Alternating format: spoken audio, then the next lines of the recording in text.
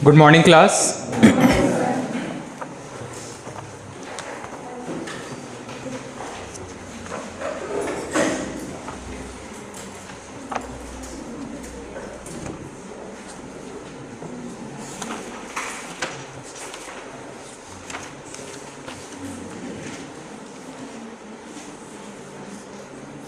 चलिए, last class में हमने सुप्रीम कोर्ट के बारे में डिस्कस किया था और सुप्रीम कोर्ट के बाद हमको हाई कोर्ट शुरू करना था। हाई कोर्ट या उच्च न्यायालय में क्या क्या चीज़ें एग्ज़ाम के लिए इम्पोर्टेंट है। सबसे पहले सुप्रीम कोर्ट से रिलेटेड कुछ प्रीवियस क्वेश्चंस हैं, इसको ट्राई कीजिएगा अटेम्प्ट करने का।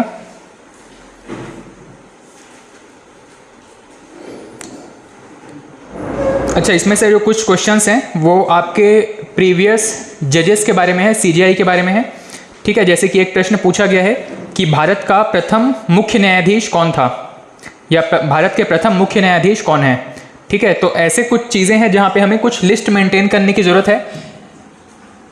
जैसे कि भारत के राष्ट्रपति, जितने भी राष्ट्रपति हुए हैं, इनका एक लिस्ट मेंटेन करना पड़ेगा। इसमें भी काफ़ी सारी चीज़ें हैं, एग्जाम के लिए इंपॉर्टेंट है। कौन सा राष्ट्रपति पहला हुआ, कौन सा उसके बाद हुआ, और कौन से क्रम के भी वर्तमान राष्ट्रपति हैं। साथ ही कौन से राष्ट्रपति का कार्यकाल सबसे लंबा था, कौन से राष्ट्रपति का कार्यकाल सबसे छोटा था, किसके समय में कुछ स्पेशल कुछ घटनाएं हुई हैं। ऐसी चीज़ें जो है वो राष्ट्रपति वाले टॉपिक में हमको एक लिस्ट मेंटेन करना है। वैसे ही भारत के महत्वपूर्ण प्रधानमंत्रियों के बारे में एक लिस्ट है, प्रधानमंत्री का पूरा लिस्ट। ये सब चीज़ मैं नोट्स में अपडेट कर रहा हूँ, और जो आप पीडीएफ अभी यूज़ कर रहे हैं उसके अलावा उसी पीडीएफ में अपडेटेड मटेरियल के साथ आपको वापस से वही पीडीएफ अपलोड कर दूंगा, जिसमें कि अभी शायद उसमें 85 के आसपास पेज हैं, वो लगभग 120 पेज के आसपास कंप्लीट हो जाएगा। ठीक है, ये सारी चीज़ें मिला करके। इसके अलावा भारत के जो इंपॉर्टेंट सीजीआई हैं, चीफ जस्टिस ऑफ इंडिया, ठीक है, इनका एक क्रम और कौन से सीजीआई के टाइम पे कुछ इंपॉर्टेंट इवेंट्स हुए हैं, ये सारी चीज़ें हमको याद रखनी है। साथ ही ऐसा ही एक और लिस्ट मिलेगा आपको, भारत के स्पीकर, लोकसभा के स्पीकर होते हैं। ठीक है, स्पीकर से रिलेटेड एक लिस्ट मेंटेन करना है। भारत के राष्ट्रपति के साथ भारत के कुछ उपराष्ट्रपति भी हुए हैं, इनका भी एक लिस्ट मैं अपलोड कर दूंगा साथ में। ठीक है, तो ये कुछ ऐसे चीज़ें हैं जिनके कॉन्सेप्ट हम पढ़ चुके हैं। इनका चुनाव किस तरीके से होता है, नियुक्ति किस तरीके से होती है। ठीक है, ये सारा कुछ हम पढ़ चुके हैं। इनका लिस्ट हमको देखना है कि भारत के राष्ट्रपतियों का लिस्ट शुरू से लेकर आखिरी तक, वर्तमान तक कौन कौन रहे हैं, उपराष्ट्रपति कौन कौन रहे हैं, प्रधानमंत्री, सीजीआई, स्पीकर, ये सारा लिस्ट मैं उस पीडीएफ में अपडेट करने वाला हूँ। ठीक है, तो यहाँ पर एक प्रश्न पूछा गया है कि भारत के प्रथम मुख्य न्यायाधीश कौन है।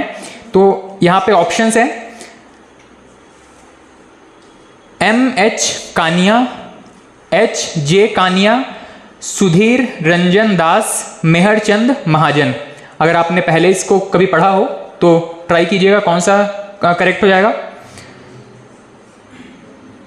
H.J. कानिया, ठीक है, हरि देखचंद दास कानिया, ये भारत के प्रथम मुख्य न्यायाधीश रहे हैं। ठीक, इस तरीके से 3-4 प्रश्न हैं जो कि प्रीवियस आपके जो भी सीजीआई रहे हैं उन पर पूछा गया है। इसके अलावा जो हमने कॉन्सेप्ट पढ़े हैं उनसे रिलेटेड कुछ क्वेश्चंस हैं। जैसे कि एक प्रश्न पूछा है, भारतीय संविधान के अनुसार सर्वोच्च और अंतिम न्यायिक अधिकरण कौन सा है। भारतीय संविधान के अनुसार सर्वोच्च और अंतिम न्यायिक अधिकरण कौन सा है। ऑप्शंस हैं राष्ट्रपति, सुप्रीम कोर्ट, हाई कोर्ट या कैबिनेट। सर्वोच्च न्यायिक अधिकरण कौन सा है, सुप्रीम कोर्ट। ठीक, इसके बाद में अच्छा, सुप्रीम कोर्ट की स्थापना किस समय हुई है, कौन से ईयर में, कौन से डेट को हुई है। सुप्रीम कोर्ट की स्थापना 1950, 26 जनवरी 1950। उसके बाद में पूछा है इनमें से किस न्यायिक अधिकरण के पास में पुनरावलोकन की शक्ति है, मतलब पुनर्विचार की शक्ति है। Session court, high court, supreme court या डिस्ट्रिक्ट कोर्ट।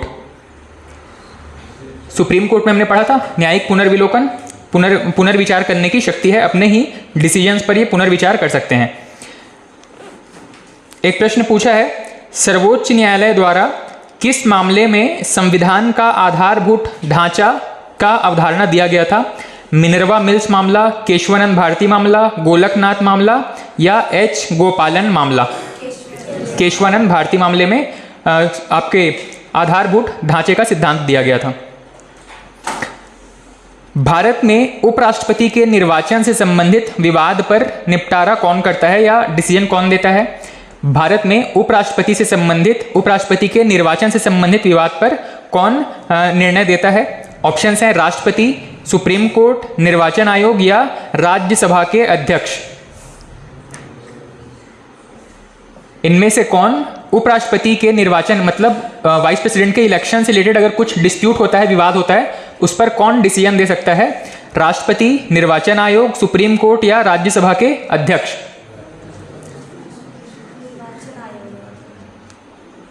यहां पर भी सुप्रीम कोर्ट हस्तक्षेप करेगा, ठीक है, क्योंकि देखो यहां पे निर्वाचन आयोग जो है वो इलेक्शन कंडक्ट करवाने में हेल्प करता है, पर यहां पर सारी अथॉरिटी सुप्रीम कोर्ट के पास होती है किसी इलेक्शन से संबंधित।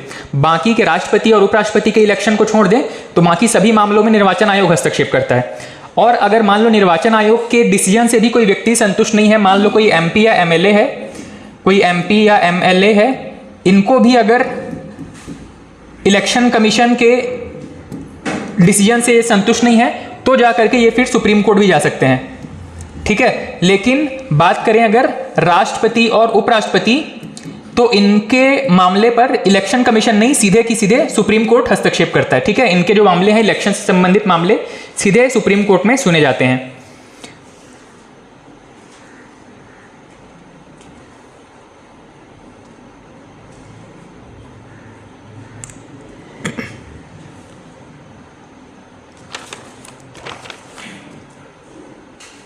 ऐसा ही एक और प्रश्न पूछा गया है कि भारत में सबसे कम अवधि के लिए कौन सा सीजीआई था। तो यहाँ पर भी जो लिस्ट हम देखने वाले हैं उसमें आपको ये सारे आंसर्स मिल जाएंगे। सबसे लंबी अवधि के लिए, सबसे कम अवधि के लिए, पहला कौन था, वर्तमान कौन है, ये सारा एक लिस्ट आपको पीडीएफ में मिल जाएगा, ठीक है। इस तरीके से सुप्रीम कोर्ट से रिलेटेड कुछ प्रश्न पूछे गए थे। और ऐसा ही एक और प्रश्न पूछा गया है, सर्वोच्च न्यायालय संविधान की सर्वोच्चता को कैसे संरक्षित करता है? सर्वोच्च न्यायालय सुप्रीम कोर्ट संविधान की सर्वोच्चता को कैसे संरक्षित करता है? इसमें ऑप्शंस हैं वैधानिक प्रक्रिया द्वारा, दूसरा है विधि द्वारा स्थापित प्रक्रिया द्वारा। दो ऑप्शंस हैं और फिर इनके कॉम्बिनेशन पूछा गया है, पहला सही है, दूसरा सही है, दोनों सही है या दोनों गलत है, इस तरीके से। पहला पूछा है वैधानिक प्रक्रिया द्वारा और दूसरा है विधि द्वारा स्थापित प्रक्रिया द्वारा। विधि द्वारा स्थापित प्रक्रिया द्वारा, ठीक है। ये जो है आपके कॉन्स्टिट्यूशन में जब हमने फंडामेंटल राइट्स पढ़े थे वहीं पर पढ़ा था, विधि द्वारा स्थापित प्रक्रिया।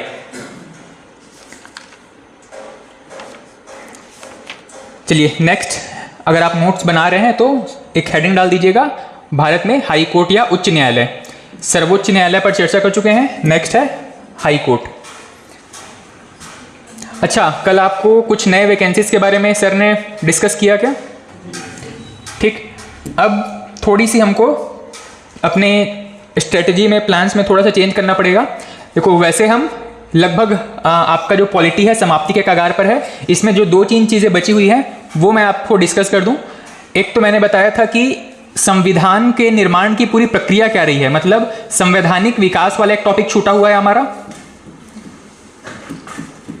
संवैधानिक विकास मतलब 1773 से लेकर के अलग अलग जो चार्टर एक्ट आए, रेगुलेटिंग एक्ट आए, वो किस तरीके से डेवलप होते चले गए। उसके बाद 1935 का जो एक्ट आया, उसके बाद 1957 में जो 1947-48 में जो एक्ट आया, उन सभी की चर्चा करेंगे हम संवैधानिक विकास वाले टॉपिक में। ठीक, मैंने ये सोचा था कि इसको हम हिस्ट्री के साथ कवर करेंगे। हिस्ट्री में क्योंकि हमको एक पूरी क्रोनोलॉजी पढ़नी पड़ती है स्टार्टिंग से लेकर के लास्ट तक, तो हम ये चीज़ हिस्ट्री में कंप्लीट करने वाले थे। लेकिन अभी क्योंकि रीसेंट एग्जाम के हिसाब से देखें तो हमारे पास लगभग 30 दिन का समय है और 30 दिन में हमारा पूरा का पूरा एंशिएंट, मिडाइवल और मॉडर्न हिस्ट्री कंप्लीट नहीं होने वाला है। ठीक है, तो मैं यहाँ पे सोच रहा हूँ कि मैं यहाँ पे इकोनॉमी स्टार्ट करूँ और इकोनॉमी जो है हमारा लगभग 25 क्लासेस में कंप्लीट हो जाएगा। ठीक है, इकोनॉमी कंप्लीट हो जाएगा, लेकिन आपका हिस्ट्री पूरा छूटने वाला है। एग्जाम के पहले तक की बात कर रहा हूँ, उसके बाद हम हिस्ट्री स्टार्ट करेंगे। अगर आप कहेंगे तो हिस्ट्री स्टार्ट कर सकते हैं, पर 30 दिन में मतलब हिस्ट्री कंप्लीट होने वाला तो नहीं है, मतलब हिस्ट्री जो है वो आधे में कहीं पे बीच में छूट जाएगा। इसीलिए इकोनॉमी पर मेरा ये है कि इकोनॉमी पे हमारा कंप्लीट हो सकता है 25 दिन के 25 क्लासेस के आसपास। ठीक, तो ये हिस्ट्री का जो संवैधानिक विकास वाला टॉपिक रहेगा, इसको मैं एक अलग से नोट्स बना के इस PDF में कंपाइल करके देने वाला हूँ। ठीक है। इसके अलावा हमारा एक और चीज छूटा हुआ है, इंपॉर्टेंट जो पदाधिकारी हैं इनका एक लिस्ट। जैसे मैंने आपको बताया कि अभी तक हमारे राष्ट्रपति कौन कौन हुए हैं, उपराष्ट्रपति कौन कौन हुए हैं, आपके प्रधानमंत्री कौन हुए हैं, उसके अलावा सीजीआई कौन कौन हुए हैं, लोकसभा के स्पीकर कौन कौन से हुए हैं, ठीक, इनका एक पूरा लिस्ट हमको देखना है। वो सब मैं पीडीएफ में कंप्लाइट करने वाला हूं और इसको हम किसी एक क्लास में बस डिस्कस कर लेंगे कि इनमें से कौन कौन से प्रश्न पूछे जा सकते हैं। ऐसा ही एक टॉपिक है हमारा महत्वपूर्ण संविधान संशोधन।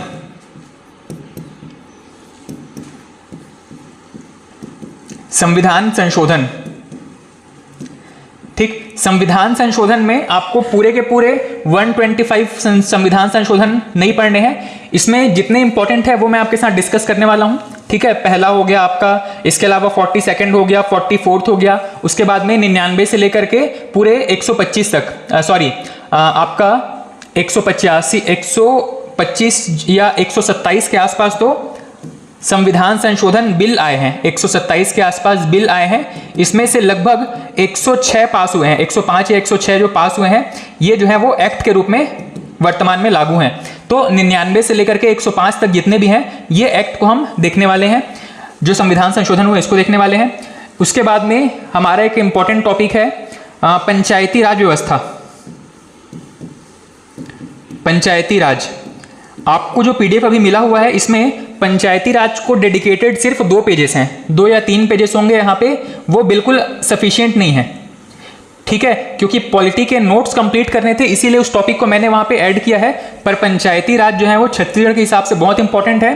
पंचायती राज को ही हम अगर पढ़ने चलें तो हमको कम से कम 8 से 10 क्लासेस चाहिए, मतलब 12 से 15 घंटे की क्लासेस चाहिए हमको पंचायती राज पढ़ने के लिए, अगर मैं पीडीएफ से पढ़ाऊँ तो। और अगर उसको नोट्स बनाने चलेंगे तो कम से कम 20 घंटे की क्लासेस चाहिए सिर्फ पंचायती राज में। पंचायती राज में बहुत सारे प्रश्न पूछे जाते हैं, जैसे कि आपका एक सीएमओ का एग्जाम हुआ था, चीफ म्युनिसिपल ऑफिसर का, ये पीएससी के द्वारा ये एग्जाम लिया गया था, ठीक है। इसमें आपका मैक्सिमम वेटेज जो था जो छत्तीसगढ़ के पंचायती राज व्यवस्था के ऊपर था, क्योंकि छत्तीसगढ़ मुख्य रूप से ग्रामीण प्रधान राज्य है और यहाँ पर पंचायती राज इंस्टीट्यूशन जो है वो काफ़ी स्ट्रॉन्ग तरीके से काम कर रहे होते हैं, ठीक। तो पंचायती राज में हमको बहुत सारी चीज़ें पढ़नी पड़ती हैं, मतलब जो पूरा 3 टायर आर्किटेक्चर है इसका, मतलब एक तो है आपका पंचायत और दूसरा है पूरा का पूरा म्यूनसिपैलिटीज। पंचायत में ग्राम पंचायत, जनपद पंचायत, जिला पंचायत, ठीक है, और उसके बाद में म्यूनसिपैलिटी, इसमें भी नगर पंचायत, नगर पालिका, नगर निगम, ये सारी चीजें हमको पढ़ने में कम से कम 15 से 20 घंटे का समय लगने वाला है, ठीक है। तो यहाँ पर जो 2 पेजेस में आपका नोट्स दिया हुआ है उसको हम स्किप करने वाले हैं, और अगर समय रहा तो पंचायती राज का मैं पूरा नोट्स पहले आपको प्रोवाइड कर दूंगा, लेकिन इन फ्यूचर जब भी समय रहेगा तो हम इसको वापस से डिस्कस करेंगे, ठीक। उसके अलावा पंचायती राज के अलावा एक और टॉपिक हमारा रह जाएगा महत्वपूर्ण संविधान संशोधन। पंचायती राज, संवैधानिक विकास हो गया, एक कुछ इंपॉर्टेंट लिस्ट हो गए। इसके अलावा हमने अभी तक आर्टिकल्स को स्ट्रक्चर्ड तरीके से नहीं पढ़ा है,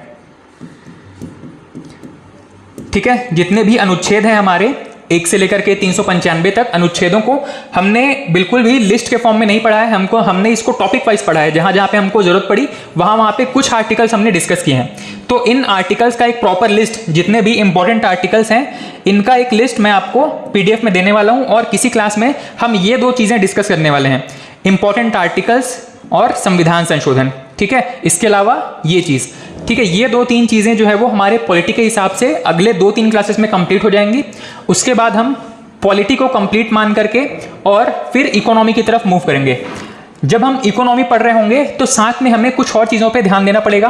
आपका जो रिसेंट कुछ एग्जाम के जो सिलेबस हैं उसमें हमें करंट अफेयर का भी कुछ वेटेज है। तो करंट अफेयर 1 दिन 2 दिन का काम नहीं है, इसको धीरे धीरे पढ़ना और रिवाइज करना इंपॉर्टेंट हो जाता है, ठीक है। करंट अफेयर में आपको दोनों पार्ट पढ़ने हैं, एक तो इंडियन और एक छत्तीसगढ़ का, इंडिया का भी करंट अफेयर और छत्तीसगढ़ का भी करंट अफेयर, ठीक। तो अब आप अगले क्लास से क्या करेंगे, कोई अगर आप चाहें तो करंट अफेयर के अगर अलग नोट्स बनाना चाहते हैं, नोट्स या A4 शीट में लिखना चाहते हैं, तो आप अलग से शीट्स या फिर एक अलग से कॉपी लेकर के आएंगे, जिसमें कि सिर्फ हम आधे घंटे में मतलब क्लास 1 घंटे के बाद में लगभग 20 मिनट या आधे घंटे हम सिर्फ और सिर्फ उसमें करंट अफेयर्स नोट करेंगे। करंट अफेयर कहाँ से कहाँ तक कवर करना है? वैसे जनरली हमको पिछले एक वर्ष का करंट अफेयर पूछ लिया जाता है, पर यहाँ पे हम आपके जनवरी 2023 से करंट अफेयर स्टार्ट करेंगे। ठीक है, आपका एग्जाम होते तक आपका सितंबर खत्म हो चुका होगा, तो हमें लगभग 9 माह का यहाँ पे करंट अफेयर मिल जाएगा। ठीक है, 9 माह के इस करंट अफेयर में जनरली जो मैगजीन्स आती हैं उसमें जो पुराने इंपॉर्टेंट इवेंट्स होते हैं उनको भी कवर कर लिया जाता है। इसीलिए हम ये मान के चलते हैं कि ये जो 9 महीने का करंट अफेयर है इसमें लगभग आपके साल भर का कवरेज आपको मिल जाएगा। ठीक है, अभी हमारे पास बहुत ज़्यादा पढ़ने का समय नहीं है, बल्कि उतना पढ़ें जितना एग्जाम के लिए बहुत इंपॉर्टेंट है, और सटीक पढ़ करके हम एक पोस्ट ले लें, वो ज़्यादा इंपॉर्टेंट है। ठीक है, तो अगले 2-3 क्लास में आप ध्यान रखिएगा कि ये कुछ चीज़ें हैं जो कि हमको कवर करनी है। पंचायती राज में अलग से नोट्स प्रोवाइड करूंगा, पर फिलहाल ये इंपॉर्टेंट नहीं है हमारे लिए, क्योंकि ये बहुत लंबा समय लेने वाला है। और अभी जो एग्जाम है इसका सिलेबस काफ़ी बड़ा है। आपने अगर सिलेबस देखा होगा तो सिलेबस बहुत बड़ा है, और यहाँ पर जो हम पंचायती राज में 20 घंटे या 20 दिन का समय लगाएंगे वो वर्थ इट नहीं है कि आपको एक क्वेश्चन या 2 क्वेश्चन वहाँ से पूछेगा और हम इसमें बहुत लंबा समय लगाएं। इससे बेहतर है कि हम एक पूरा का पूरा सब्जेक्ट यहाँ पर खत्म कर चुके होंगे। ठीक है, तो अगले महीने तक का हमारा लेक्चर प्लान क्या रहेगा? अगले 2 क्लासेस में हमको पॉलिटी रैपअप करना है, खत्म करना है, और उसके बाद इकोनॉमी शुरू करना है। इकोनॉमी के साथ में हमको करंट अफेयर के नोट्स बनाते चलना है। ठीक है, तो इसके हिसाब से आप प्लान करके और मेंटली प्रिपेयर होकर के आएंगे, और कोशिश करेंगे कि ज़्यादा से ज़्यादा चीज़ें अब 1 महीने में हम थोड़ा सा एक्स्ट्रा टाइम लगा करके कवर कर सकें। ठीक है, चलिए सिलेबस में जनरली जितना सिलेबस था वो सर ने कल आपसे शायद डिस्कस कर लिया होगा। और सिलेबस की अगर बात करूं तो यहाँ पर 2 पार्ट में सिलेबस को बांट दिया है। एक था आपका छत्तीसगढ़ वाला पोर्शन, और एक है पूरा का पूरा इंडिया वाला पोर्शन। छत्तीसगढ़ में छत्तीसगढ़ का आपका कंप्लीट जीएस और साथ में छत्तीसगढ़ी लैंग्वेज, और इंडिया वाले पोर्शन में क्या क्या चीज़ें हैं? इंडियन पूरा जीएस, साथ ही कुछ एक्स्ट्रा चीज़ें हैं यहाँ पे, जैसे कि कंप्यूटर है, उसके अलावा हिंदी है। ठीक, हिंदी, इसके अलावा और क्या क्या चीज़ें हैं? कंप्यूटर हो गया, हिंदी हो गया, आपका पूरा इंडियन जीएस मतलब हिस्ट्री, ज्योग्राफी, पॉलिटी, इकोनॉमी, ये तो है रहेगा ही। साथ ही यहाँ पर कुछ एक्स्ट्रा चीज़ें भी दी गई हैं, जैसे कि सीजी वाले पोर्शन में ही हमको कुछ और चीज़ें दी गई हैं यहाँ पर, जैसे कि दर्शन वाला एक टॉपिक लिखा हुआ है। दर्शन छत्तीसगढ़ में जो इंपॉर्टेंट दार्शनिक हुए हैं वही चीज़ें यहाँ पर भी दर्शन वाला टॉपिक है। ये जो टॉपिक्स हैं जनरली पीएससी प्री वगैरह के लिए हम नहीं पढ़ते थे, मेंस के लिए ज़्यादा इंपॉर्टेंट होते थे, वहाँ पर डेप्थ में पढ़ना पड़ता था। पर कुछ ऐसी चीज़ें हैं जो कि एग्जाम में फ्रिक्वेंटली रिपीट होती हैं, जैसे कि कुछ ऑब्जेक्टिव टॉप टाइप के क्वेश्चंस होते हैं, वो चीज़ें हम क्लास में कवर कर सकते हैं। और वो चीज़ें कहाँ पर कवर होनी चाहिए थी हमारी? वो चीज़ें कवर हो सकती थी हिस्ट्री में। ठीक, अब हिस्ट्री क्योंकि हम अभी स्किप कर रहे हैं तो ये दर्शन वाला टॉपिक भी स्किप होने वाला है, लेकिन मैं कोशिश क्या करूँगा कि इसमें बिल्कुल 1 या 2 पेज का समराइज तरीके से बिल्कुल नोट्स बना करके उसका भी पीडीएफ हम किसी एक दिन क्लास में डिस्कस कर लेंगे। अब कोशिश ये करेंगे कि जो चीज़ें बिल्कुल शॉर्ट में आप पढ़ के निपटा सकते हो उसके मैं पीडीएफ प्रोवाइड करने वाला हूँ। और जो सब्जेक्ट हम इकोनॉमी पढ़ने वाले हैं, ठीक, इसका पूरा का पूरा नोट्स हमें क्लास में प्रिपेयर करना है, तो थोड़ा सा हमको अपने राइटिंग हैबिट थोड़ा इंप्रूव करना पड़ेगा। और साथ ही लिखते हुए चलेंगे तो कम से कम इकोनॉमी का आपको प्री मेंस सबके हिसाब से एक नोट्स कंप्लीट हो जाएगा। ठीक है, अब यही एग्जाम को टारगेट लेकर के चलेंगे और बहुत हड़बड़ी में खत्म कर लेंगे तो भी कोई मतलब नहीं है, क्योंकि अगले 2-4 महीने में बहुत सारी वैकेंसीज आपको मिल सकती हैं। ठीक, तो इकोनॉमी हम कोशिश करेंगे कि इसके हम प्रॉपर नोट्स बना करके चलेंगे, और जहां जहां पे जरूरत है, जैसे कि दर्शन वाला टॉपिक हो गया, कंप्यूटर सर कवर करेंगे, आपको नोट्स प्रोवाइड कर देंगे, हिंदी के नोट्स शायद प्रोवाइड हो चुके होंगे आपको। इस तरीके से जहां पर जरूरत है हम नोट्स बनाएंगे, जहां पर जरूरत है वहां पे आपको नोट्स, हैंड रिटन नोट्स या कोई पीडीएफ का कॉपी आपको प्रोवाइड कर दिया जाएगा। ठीक, इसके अलावा आपका साइंस एंड टेक वाला पोर्शन है। यहाँ पे science and tech, generally science जो है वो ट्रेडिशनल साइंस अब पूछना बंद कर चुका है। ठीक है, जैसे कि आपका बायो हो गया, इसके अलावा फिजिक्स हो गया, केमिस्ट्री हो गया, इसमें जो ट्रेडिशनल टाइप के क्वेश्चंस होते थे वो कम पूछे जाते हैं कंपैरेटिवली। अब टेक्नोलॉजी बेस्ड क्वेश्चन ज़्यादा पूछे जाते हैं। ठीक है, और ये जो पोर्शन है हमारा टेक्नोलॉजी वाला, ये आपके करंट अफेयर में कवर हो जाएगा। ठीक है, तो वो चीज़ें जो कि साइंस एंड टेक से संबंधित है जो कि करंट अफेयर से संबंधित है, वो हम क्लास में डिस्कस करेंगे, पर हमारे पास अभी फिजिक्स, केमिस्ट्री, बायो पढ़ने का समय नहीं है। ठीक है, हम समय को ध्यान में रख करके ये अपनी स्ट्रेटजी बना सकते हैं। हम बहुत सारा एक साथ खाने की कोशिश करेंगे तो जाहिर है सिलेक्शन तो होने नहीं वाला, बस यहाँ पर इन सब्जेक्ट में खाना पूर्ति होकर के रह जाएगी, तो वो नहीं करेंगे। जितना पढ़ रहे हैं एक महीने के हिसाब से हम अपना बेस्ट देने की कोशिश करेंगे, और जहां जहां पे जरूरत है आपका भी एक्स्ट्रा एफर्ट डिमांडिंग रहेगा। ठीक है, अभी तक आप जिस पेस में पढ़ते हो, जिस स्पीड में पढ़ते रहे हो, उससे कम से कम 2 गुना 3 गुना स्पीड आपको अब लेकर के चलना पड़ेगा। ठीक, संभावना है कि अगले महीने एग्जाम हो जाएगा, पर एग्जाम नहीं भी होता है तो कम से कम हमारी ये मेहनत जो है वो खराब नहीं जानी चाहिए कि हमने बहुत शॉर्ट में मेहनत कर लिया और 1 महीने बाद पता चला एग्जाम नहीं हुआ, तो 1 महीना यहाँ जो समय लगाया उसमें हमने ठीक से ना तो कंप्लीट किया ना तो एग्जाम के लायक प्रिपेयर हो पाए। तो ये चीज़ नहीं करेंगे। जितना पढ़ रहे हैं उसको बहुत ठीक से पढ़ने की कोशिश करेंगे, और हमारा कम से कम एक सब्जेक्ट आपको एग्जाम के पहले ये लगना चाहिए कि हम जो एक सब्जेक्ट पढ़े हैं अभी वो कंप्लीट हो चुका है। ठीक है, हिस्ट्री पढ़ने जाएंगे कम से कम 2-2.5 महीने का समय लगेगा, और ये जो है एग्जाम के पहले कंप्लीट नहीं हो पाएगा, ये तो श्योर है। ठीक, वैसे मेरा उद्देश्य यही था, अगर वैकेंसी नहीं आती तो हम इसके बाद में हिस्ट्री स्टार्ट करने वाले थे। ठीक,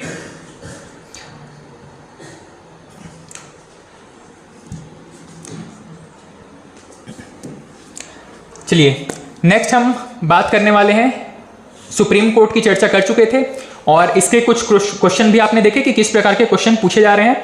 आपके व्यापम या पीएससी में पॉलिटी के बहुत डेप्थ वाले क्वेश्चन नहीं पूछे जाते, बहुत टेक्निकल प्रश्न नहीं पूछे जाते हैं।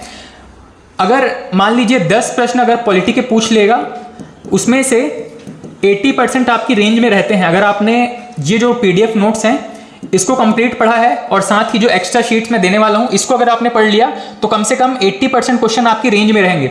हम क्या करते हैं, बहुत ज़्यादा एनालिसिस वाली चीज़ें और बहुत ज़्यादा डेप्थ वाली चीज़ें पढ़ने की कोशिश करते हैं। हम उन सबको याद रखने के चक्कर में ये 80% नहीं बल्कि 50% में आ जाते हैं। ठीक है, एग्जाम में जितना आप ज़्यादा पढ़ के जाओगे उतना ज़्यादा कन्फ्यूजन का स्कोप रहता है जब तक आपने उसको बहुत अच्छे समय नहीं दिया है। ठीक है, तो हम ये जो है अपना 80% का टारगेट रखेंगे कि हम जितना पढ़ रहे हैं 10 क्वेश्चन आता है तो हमारा 80% या 8 प्रश्न कम से कम सही हो जाना चाहिए। ठीक, उसी हिसाब से हम यहाँ पर अपने नोट्स, अपने क्लासेस को कंटिन्यू कर रहे हैं।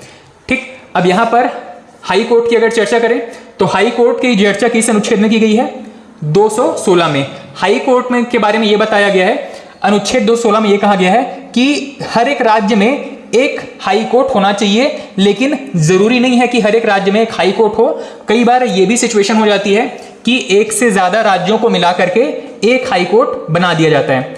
एक हाई कोर्ट होना चाहिए हर एक राज्य में, लेकिन ये कंपलसरी नहीं है। कई बार क्या होता है कि एक हाई कोर्ट जो है वो एक से अधिक राज्यों को भी डील करने की कोशिश करता है। इसके अलावा राज्य या यूटी के लिए भी अलग से एक हाई कोर्ट हो सकते हैं। कुछ राज्य को मिला करके और उसके आसपास जो यूनियन टेरिटरी है उनके दायरे को सीमित करते हुए वहां पर एक हाई कोर्ट हो सकता है। ठीक, उसके अलावा अगर बताया गया है कि जो हाई कोर्ट होगा वहां पर न्यायाधीशों की संख्या कितनी होगी, तो न्यायाधीशों की संख्या यहां पर फिक्स नहीं है।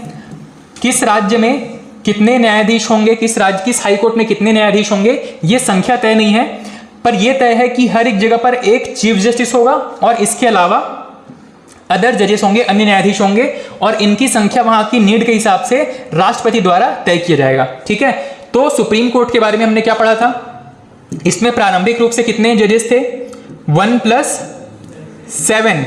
वर्तमान में कितने हैं, 1+33। हाई कोर्ट में क्या हो सकता है, यहाँ पे ये तो था सुप्रीम कोर्ट के बारे में। हाई कोर्ट्स में क्या है, 1+ नॉट डिफाइंड। कितने होंगे डिफाइन नहीं किया है। ठीक है, अलग अलग राज्यों में वहां की जनसंख्या के हिसाब से, केसेस की पेंडेंसी के हिसाब से, वैकेंसी के हिसाब से नंबर ऑफ जजेस अलग हो सकते हैं, और ये संख्या कौन डिसाइड करता है, राष्ट्रपति, या यूं कहें कि संसद डिफाइन करता है, पर राष्ट्रपति की अंतिम रूप से उसमें सहमति या साइन होनी जरूरी है। उसके बाद में इनकी नियुक्ति, जहां जहां पर आपको हाई कोर्ट, सुप्रीम कोर्ट के जजेस के बारे में पढ़ने को मिलता है, याद रखिएगा उनकी नियुक्ति कौन करता है, राष्ट्रपति। राष्ट्रपति सिर्फ उनकी अपॉइंटमेंट पे साइन करने का काम करता है। ठीक है, हमने ये चीज कई बार डिस्कस किया है कि राष्ट्रपति सिर्फ एक सिंबॉलिक हेड है, वो सिर्फ साइन करने का काम करता है। अगर बात करें यहां पे हाई कोर्ट या सुप्रीम कोर्ट में, तो लिस्ट प्रिपेयर करने का काम कौन करता है, कॉलेजियम। अब मुझे थोड़ा सा कॉलेजियम के बारे में बता दीजिए कि किस तरीके से कॉलेजियम का कॉन्सेप्ट शुरू हुआ था। मैंने ये चीज डिस्कस किया था कि 1973 से पहले यहां पे सीजेआई प्लस आपके राष्ट्रपति, सीजेआई के साथ में कुछ जज, सुप्रीम कोर्ट के कुछ जज और राष्ट्रपति, इनकी सहमति से राष्ट्रपति जो है वो किसी व्यक्ति को हाई कोर्ट या सुप्रीम कोर्ट में जज के रूप में नियुक्त करता था। उसके बाद में कुछ केसेस हुए। केसेस किस बारे में थे? केसेस इसलिए थे क्योंकि ये जो चीफ जस्टिस ऑफ इंडिया है और जो जज हैं, ये अगर कोई सुझाव देते हैं अपॉइंटमेंट से रिलेटेड राष्ट्रपति को, तो एक प्रश्न उठा कि क्या यह सुझाव मानना राष्ट्रपति के लिए बाध्यकारी है। ठीक है, तो इसी से संबंधित हमारा एक पहला केस आया, इसको हम कहते हैं, इस केस का नाम क्या था? कल हमने 3 केसेस पढ़े थे।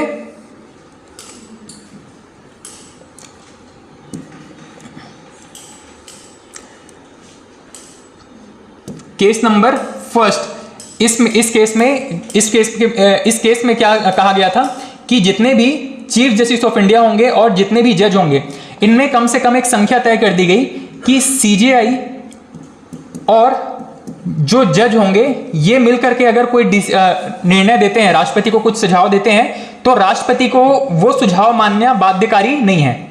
ठीक, उसके बाद में सेकंड जो जज केस आया, सेकंड जज केस, केस नंबर 2, ये था हमारा फर्स्ट जज केस, ये था सेकंड जज केस। केस सेकंड में क्या कहा गया कि सीजेआई प्लस 2 जज मिलकर के अगर कोई डिसीजन देते हैं, कोई सुझाव देते हैं राष्ट्रपति को, तो उसको ये सुझाव मानना बाध्यकारी हो जाएगा। ठीक, उसके बाद हमारे केस आता है केस 3, थर्ड जज केस। थर्ड जज केस, यहां पर यह बताया गया कि कम से कम सीजेआई के साथ में कितने और जज चाहिए? 4 जज चाहिए। 4 सीनियर मोस्ट जो जज होंगे, ये मिल करके अगर कोई सुझाव देते हैं राष्ट्रपति को, तो ये बाध्यकारी होगा या नहीं होगा? बाध्यकारी हो जाएगा। ठीक है, बाध्यकारी हो जाएगा। अगर राष्ट्रपति चाहे तो इसे एक बार पुनर्विचार के लिए लौटा सकता है। राष्ट्रपति चाहे तो एक बार इसको पुनर्विचार के लिए लौटा सकता है, पर दोबारा वही लिस्ट अगर राष्ट्रपति को मिलता है तो ये जो है वो बाध्यकारी हो जाएगा राष्ट्रपति के लिए। ये पूरा का पूरा जो कॉन्सेप्ट आया था, इसी से हमारा एक टर्म निकला यहां से, जिसको हम कहते हैं कोलेजियम। ठीक, और ये जो कोलेजियम है आपका 1993 के आसपास से काम कर रहा है, और इसका मुख्य काम क्या है? ये बताना कि किस हाई कोर्ट में या सुप्रीम कोर्ट में जजों की नियुक्ति जब होगी, तो वहां पर लिस्ट या अपॉइंटमेंट के सजेशन कौन देगा, किस व्यक्ति को वहां पर अपॉइंट करना है, इसके सजेशन देने का काम किसका हो गया यहाँ पे? कोलेजियम का। ठीक, कोलेजियम जो था लिस्ट प्रिपेयर करता था, उसके बाद में ये जो लिस्ट है किसको भेजते थे? राष्ट्रपति को। राष्ट्रपति जब अंतिम रूप से वहां पर साइन कर देगा, तब उन जजों की नियुक्ति मानी जाती थी, चाहे हाई कोर्ट की बात करें या सुप्रीम कोर्ट की बात करें। और यहीं पर हमने कार्यपालिका के हस्तक्षेप की भी चर्चा की थी लास्ट क्लास में, किस तरीके से कार्यपालिका जो है वो राष्ट्रपति को किसी नाम पर साइन करने से रोक सकता है, और इससे किसी जज की सीनियरिटी चली जाती है। अगर वो चाहते हैं कि उनके फेवर वाले कोई व्यक्ति जो है वो सीजेआई बने, तो सिंपली वो क्या करेंगे, जो भी लिस्ट उनको मिलता है राष्ट्रपति को, वहां पर किसी एक व्यक्ति के नाम पर साइन करवा करके और बाकी के नाम को छोड़ देंगे। ये व्यक्ति पे मान लो राष्ट्रपति ने साइन कर दिया, ये पहले अपॉइंट हो जाएगा और आगे इसकी सीनियरिटी बढ़ती चली जाएगी। बाकी के लोग बाद में अपॉइंट होंगे और उनकी सीनियरिटी जो है वो पीछे रह जाएगी। इस तरीके से राजनीतिक हस्तक्षेप अभी भी हम देखते हैं कि जजेस की नियुक्ति में इन्वॉल्व है। इसी के साथ में इसको यहां पर अपना कंट्रोल ज्यादा बेहतर करने के लिए हमने एक और चीज देखा था कि पॉलिटिकल पार्टीज ने एक समिति का गठन करने का प्रयास किया था, NJAC। ठीक है, 2014-15 के आसपास में, नेशनल जुडिशियल अपॉइंटमेंट कमीशन। ठीक, इसमें जो है वो आपके राजनीति से संबंधित कुछ लोग भी शामिल होने वाले थे, पर इसको सुप्रीम कोर्ट ने समाप्त कर दिया था। 2015 में ही इसको समाप्त कर दिया गया था। यहां पर हम बात कर रहे थे जजेस की नियुक्ति के बारे में, हाई कोर्ट में जजेस की नियुक्ति के बारे में। हमने ये चीज देखा कि जो भी जज होंगे इनकी नियुक्ति कौन कर रहा है? राष्ट्रपति। किसकी सलाह पर करता है? कोलेजियम की सलाह पर। लेकिन जब हाई कोर्ट की बात आती है तो वहां के जो राज्यपाल हैं, जो कि केंद्र में राष्ट्रपति के तुल्य राज्यों में आपके राज्यपाल हैं, तो इनकी सलाह भी वहां पर जरूरी हो जाती है। तो अब याद रखेंगे हाई कोर्ट में किसकी सलाह, किसका सलाह चाहिए? एक तो कोलेजियम वहां पे लिस्ट देगा, राज्यपाल के सलाह लिए जाएंगे और वहां पर राष्ट्रपति जो है अंतिम रूप से उस पर साइन करेगा। इस तरीके से वहां पर किसकी नियुक्ति की जाएगी? मुख्य न्यायाधीश की नियुक्ति की जाएगी। जैसे ही किसी राज्य के हाई कोर्ट में मुख्य न्यायाधीश नियुक्त हो जाता है, अब अदर जजेस की नियुक्ति की बात आती है और अन्य जजों की जब नियुक्ति की बात आएगी तो वहां पर ये 3 लोग काम करेंगे। ठीक है, कौन कौन? एक तो है वहां का जो मुख्य न्यायाधीश है, किसी भी हाई कोर्ट का मुख्य न्यायाधीश, दूसरा उस राज्य का राज्यपाल और तीसरा जो है कोलेजियम। कोलेजियम जो लिस्ट देगा उस पर मुख्य न्यायाधीश और राज्यपाल डिस्कशन कर सकते हैं। उसके बाद वो लिस्ट राष्ट्रपति को भेज देंगे और राष्ट्रपति जब उस पर साइन करेगा तब उस जज की अपॉइंटमेंट वहां पे कंप्लीट हो जाएगी। ठीक है, उसके बाद में इनकी योग्यताएं, हाई कोर्ट में किसी व्यक्ति को जज बनना है तो उसकी क्या क्या योग्यताएं हो सकती हैं? तो पहला जो कि हर जगह एक नॉर्मल सा हमने देखा है, भारत का नागरिक होना सभी के लिए कंपलसरी है। दूसरी चीज, 10 वर्ष तक किसी न्यायिक पद पर काम किया हो। न्यायिक पद का मतलब है कि मान लो लोअर कोर्ट में वो जज रह चुका हो या फिर एक वकील के तौर पर काम कर चुका हो या फिर 10 साल तक कम से कम अधिवक्ता रह चुका हो। ठीक है, 10 साल तक कम से कम अधिवक्ता रह चुका हो। इनमें से कोई भी कंडीशन अगर फुलफिल करता है तो ऐसे किसी व्यक्ति को हम हाई कोर्ट का जज बना सकते हैं। उसके बाद में यहाँ पर कार्यकाल की जब बात आती है तो यहाँ पे आप याद रखेंगे 62 वर्ष दिया गया है। अब मुझे इसको कंपेयर करके बताएंगे कि सुप्रीम कोर्ट में एज कितना बताया गया है। सुप्रीम कोर्ट में मैक्सिमम एज कितना है? 65 ईयर। हाई कोर्ट में कितना है? 62 ईयर्स। ठीक है, यहां पर एक सिंपल सा कॉन्सेप्ट है कि कोई व्यक्ति यहां से जब यहां प्रमोट होगा तो उसके पास काम करने के लिए कुछ समय रहना चाहिए। ठीक है, तो हाई कोर्ट से मान लो ये 62 वर्ष में रिटायर हो जाता है तो अगले 3 साल तक चाहे तो यहां पर काम कर सकते हैं अगर उनकी पोस्टिंग हो जाती है तब। ठीक, तो सुप्रीम कोर्ट में काम करने के लिए मैक्सिमम एज कितना है? 65, हाई कोर्ट में 62। इसके अलावा इनके कार्यकाल को वैसे डिफाइन किया गया 62 की एज तक। क्या यहाँ पे कोई टेन्योर बताया गया है कि 2 साल 4 साल काम करेंगे? ठीक है, तो टेन्योर कहीं पे नहीं बताया है, इनका समय कहीं डिफाइन नहीं है। उसके बाद में अगर इनका कार्यकाल पूरा नहीं हुआ है, ऐसी कंडीशन में इनका जो पोस्ट वेकेंट हो सकता है। कौन कौन सी कंडीशन में? अगर ये चाहें तो किसको रिजिग्नेशन दे सकते हैं? राष्ट्रपति को। सुप्रीम कोर्ट के जज किसको रेजिग्नेशन दे सकते हैं? राष्ट्रपति को। ठीक है, कोई भी जज जो है वो राष्ट्रपति को रिजिग्नेशन दे सकता है। इसके बाद में हमने एक वो शब्द डिस्कस किया है, अगर इनको जबरदस्ती हटाना है तो अगर मान लो ये किसी कदाचार में या फिर कोई मिसकंडक्ट में, किसी करप्शन में संलिप्त है, ऐसी कंडीशन में अगर इनको हटाने की नौबत आती है तो कौन सी प्रक्रिया यूज करेंगे? महाभियोग, इम्पीचमेंट लाइक प्रोसेस को इसको यूज करके इनको हटाया जा सकता है। ठीक, कदाचार मतलब मिसकंडक्ट, इसका मतलब है कि अपने पोस्ट का दुरुपयोग करते हुए कुछ गलत काम कर रहे हैं, करप्शन में संलिप्त हैं, इसको कहा जा रहा है कदाचार, जो कि प्रूव होना चाहिए। ऐसा नहीं कि किसी ने आरोप बस लगा दिया है, वो प्रूव होना चाहिए। ठीक है, तो प्रूव्ड मिसकंडक्ट या साबित कदाचार की वजह से उन पर महाभियोग जैसी प्रक्रिया लगाई जा सकती है। ठीक, इसके बाद में इनके अधिकार और शक्तियां, जैसे कि सुप्रीम कोर्ट में हमने बात किया था कि सुप्रीम कोर्ट के कुछ क्षेत्र अधिकार के अंदर कुछ चीजें आती हैं, वैसे ही हाई कोर्ट में कुछ चीजें हैं जो कि इनके सीधे सीधे अधिकार क्षेत्र में आएंगी।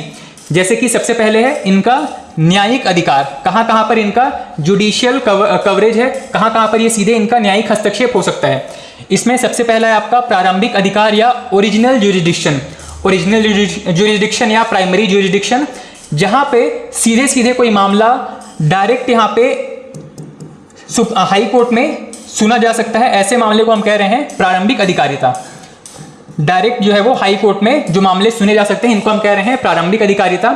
ठीक, इसके अंदर क्या क्या चीजें शामिल आती हैं? जैसे कि मूल अधिकार से संबंधित मामले, फंडामेंटल राइट से संबंधित मामले।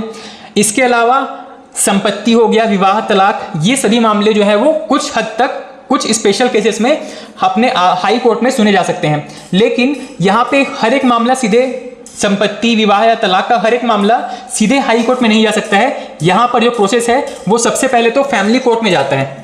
मान लो विवाह या तलाक से संबंधित कोई मामला है तो इसके लिए अलग से एक कोर्ट बनाया गया है, इसको कहा जाता है family court. Family court, family court से अगर कोई जो दंपत्ति है वो खुश नहीं है वहां के डिसीजन से, अब जा करके वो वहां के लोअर कोर्ट या जिला न्यायालय में जा सकते हैं। जिला न्यायालय से खुश नहीं है तो फिर हाई कोर्ट जा सकते हैं। और हाई कोर्ट से रेयरली ही कोई मामला है वो सुप्रीम कोर्ट जाता है, जनरली हाई कोर्ट तक सारे मामले निपट जाते हैं। ठीक, क्यों? क्योंकि ये जो जनरल टाइप के जो केसेस हैं वो हाई कोर्ट तक उनकी वैलिडिटी होती है। सुप्रीम कोर्ट में मान लो उस केस को चैलेंज किया भी जाता है तो सुप्रीम कोर्ट हो सकता है उस केस को एक्सेप्ट करने से इनकार कर दे, उस केस को एक्सेप्ट करने से इनकार कर दे, ये कहकर कि आपका ये जो मामला है उसमें जो फैसला आ चुका है वही फैसला आपको मान्य होना पड़ेगा, उसमें एक्सेप्ट करना पड़ेगा। ये जो केस है वो सुप्रीम कोर्ट में आगे इसको कंटिन्यू करने के लायक नहीं है। सुप्रीम कोर्ट इस दावे के साथ उस केस को खारिज कर सकता है। ठीक है, तो विवाह हो गया, तलाक हो गया, इसके मामले सबसे पहले फैमिली कोर्ट में जाते हैं। यहाँ पे फैमिली कोर्ट में कोशिश की जाती है कि उनको समझा बुझा करके, उनको समझाइश दे करके उस रिश्ते को बचाया जा सके। अगर विवाह था, डाइवोर्स होने वाला है तो उनको समझाइश दे करके और 6 महीने बाद आने करके 6 माह का और समय लेने के लिए उनको कहा जाएगा। 6 माह आप साथ में रहिए और देखिए कि आप कंटिन्यू कर सकते हैं कि नहीं। 6 माह बाद भी अगर वो एक दूसरे से खुश नहीं है और अलग होना चाहते हैं तो फैमिली कोर्ट में एक ट्रायल चलेगा, वहां पर जो डिसीजन आएगा उसको चैलेंज कर सकते हैं जिला न्यायालय में, फिर हाई कोर्ट जा सकते हैं। ठीक है, तो हर एक केस जो है वो हाई कोर्ट या सुप्रीम कोर्ट में नहीं जाया जाता। इसके बाद में ये जो कुछ पॉलिटिकल पोस्ट हैं इनके मामले जो है वो सीधे सीधे प्रारंभिक अधिकारिता के अंदर आते हैं। मतलब ये जो चाहें तो अपने अपॉइंटमेंट से रिलेटेड या इनके इलेक्शन में धांधली से संबंधित अगर कोई मामला आता है तो सीधे सीधे हाई कोर्ट जा सकते हैं। ये जो सारे मामले हैं ये ओरिजिनल जुरिडिक्शन के अंदर है, मतलब शुरुआत इनकी हाई कोर्ट से हो सकती है। उसके बाद में हमने बात किया था सुप्रीम कोर्ट में अपीलीय अधिकारिता के बारे में। ठीक है, ये जो है हमने एक हायरार्की ड्रॉ की थी, मतलब शुरुआत होगी लोअर कोर्ट में, फिर जाएंगे हाई कोर्ट में, फिर जाएंगे सुप्रीम कोर्ट में। यही जो चीज है आगे अपील करने की, इसी को हम कहते हैं अपीलीय अधिकारिता। ये जैसा हमने वहां पढ़ा था सुप्रीम कोर्ट में वैसी ही चीजें यहां पर भी हैं। दीवानी मामले और फौजदारी मामले तो आपको पता है। ठीक है, दीवानी मामले इसका मतलब होता है संपत्ति से संबंधित कोई केस और फौजदारी मतलब क्रिमिनल केसेस। ठीक, उसके बाद में प्रशासनिक अधिकारिता, एडमिनिस्ट्रेशन जुरिडिक्शन, इसका मतलब है कि जितने अधीनस्थ न्यायालय होंगे हाई कोर्ट के अंडर, जितने भी कोर्ट होंगे उस राज्य में, उन सभी का इंस्पेक्शन कर सकता है आपका हाई कोर्ट। यही चीज बताया गया है प्रशासनिक अधिकारिता के अंदर। उसके बाद में संविधान की व्याख्या, हालांकि सुप्रीम कोर्ट को संविधान का संरक्षक माना जाता है लेकिन हाई कोर्ट के पास भी कई बार ये पावर होती है कि वो संविधान की व्याख्या संबंधित कोई महत्वपूर्ण निर्णय ले सके। जैसे कि मान लीजिए फंडामेंटल राइट्स का वायलेशन हुआ है, यहां पर रिट जारी करने की शक्ति किसके पास में है? एक तो सुप्रीम कोर्ट के पास में है आर्टिकल 32 के अंदर, और आर्टिकल 226 के अंदर किसके पास है? हाई कोर्ट के पास में। ठीक है, तो अपनी इस पावर का यूज करते हुए, आर्टिकल नंबर 226 का यूज करते हुए किसी फंडामेंटल राइट से संबंधित मामले को अपने संज्ञान में ले सकता है हाई कोर्ट। ठीक, उसके बाद में कुछ एक्स्ट्रा इंपॉर्टेंट या मिसलेनियस पॉइंट्स हैं जो कि एग्जाम में वन लाइनर फैक्ट के तौर पे पूछे जाते हैं। जैसे कि यहां पे बताया गया है कि हर एक राज्य के लिए एक हाई कोर्ट होगा, लेकिन मैंने जैसे कि बताया कि ये जरूरी नहीं है। ठीक है, ये हर समय लागू हो ये जरूरी नहीं है। कई बार 2 राज्यों के लिए एक हाई कोर्ट हो सकता है, कई बार एक राज्य और एक यूनियन टेरिटरी के लिए हाई कोर्ट हो सकता है, कई बार एक यूनियन टेरिटरी के लिए सेपरेट हाई कोर्ट हो सकता है। ठीक है, तो हाई कोर्ट जो है वो संसद डिसाइड करता है कहां कहां पे हाई कोर्ट होना चाहिए या नहीं होना चाहिए। ठीक, इसके अलावा हाई कोर्ट का अधिकार क्षेत्र कहां कहां तक विस्तारित हो सकता है, इसका निर्णय संसद द्वारा किया जाएगा। इसके अलावा संसद विधि द्वारा 2 या 2 से अधिक राज्यों के लिए एक हाई कोर्ट स्थापित कर सकता है, ये हमने भी चर्चा किया। उसके बाद में संसद यूनियन टेरिटरी के लिए अलग हाई कोर्ट बना सकता है, जैसे कि दिल्ली हाई कोर्ट। उसके बाद में एक शब्द है यहाँ पे कार्यकारी मुख्य न्यायाधीश, एक्टिंग चीफ जस्टिस। जैसे हमने वहां पे पढ़ा था एक्टिंग आपके चीफ जस्टिस सुप्रीम कोर्ट में, वैसे ही हाई कोर्ट्स में भी एक एक्टिंग चीफ जस्टिस होंगे। मतलब अगर सीजेआई सुप्रीम कोर्ट में, अगर सीजेआई और हाई कोर्ट में जो मुख्य न्यायाधीश हैं, chief justice of high court, और ये हो गए आपके सुप्रीम कोर्ट के, ये दोनों अगर अपने पोस्ट पे अभी एब्सेंट है, काम नहीं कर रहे हैं, ऐसे केस में यहां पे राष्ट्रपति चाहे तो किसी व्यक्ति को मतलब आपको हमको नहीं, कोई ऐसा व्यक्ति जो कि कानून का जानकार हो और सुप्रीम कोर्ट या हाई कोर्ट में काम करने की योग्यता रखता हो या काम कर रहा हो, ऐसे किसी व्यक्ति को यहां पर कुछ समय के लिए सीजेआई और यहां पर कुछ समय के लिए यहां पर मुख्य न्यायाधीश नियुक्त कर सकता है।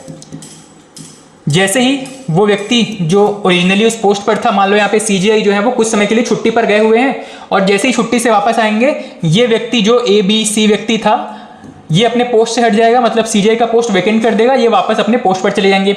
उसी तरीके से जो हाई कोर्ट के जज हैं, मान लो हमारे छत्तीसगढ़ के जो हाई कोर्ट के जज हैं वो कुछ समय के लिए छुट्टी पर गए हुए हैं, बीमार हैं, ऐसी कंडीशन में उनका जो पोस्ट है अपना वैकेंट रहेगा, अपना काम नहीं कर पाएंगे। उस दौरान कोई व्यक्ति XYZ यहाँ पर काम करने के लिए नियुक्त किया जा सकता है राष्ट्रपति के द्वारा, और जैसे ही ये वापस अपने ठीक हो जाएंगे या फिर वापस आ जाएंगे, उनको अपना पोस्ट छोड़ना पड़ेगा, वापस ये हाई कोर्ट के जज के तौर पे काम करने लगेंगे। ठीक है, इसी को कहा जाता है एक्टिंग जज, कार्यकारी मुख्य न्यायाधीश। इनकी भी नियुक्ति कौन करेगा? राष्ट्रपति। कहीं पे भी आपको जजेस की नियुक्ति के बारे में पूछा जाता है तो इनकी नियुक्ति का अधिकार सिर्फ और सिर्फ किसको है? राष्ट्रपति को। ठीक, इसके अलावा यहाँ पे एक शब्द है अपर न्यायाधीश। अपर न्यायाधीश को ये मत समझिएगा कि न्यायाधीश के ऊपर भी कोई पोस्ट है जिसको अपर न्यायाधीश कह रहे हैं। इसका मतलब सिर्फ ये है कि कार्य की अधिकता होने पर, जैसे हमने वहां पे पढ़ा था, ठीक है, एक्स्ट्रा न्यायाधीश के तौर पे जो कार्य की अधिकता होने के लिए कितने वर्ष तक काम कर सकते हैं? 2 वर्ष।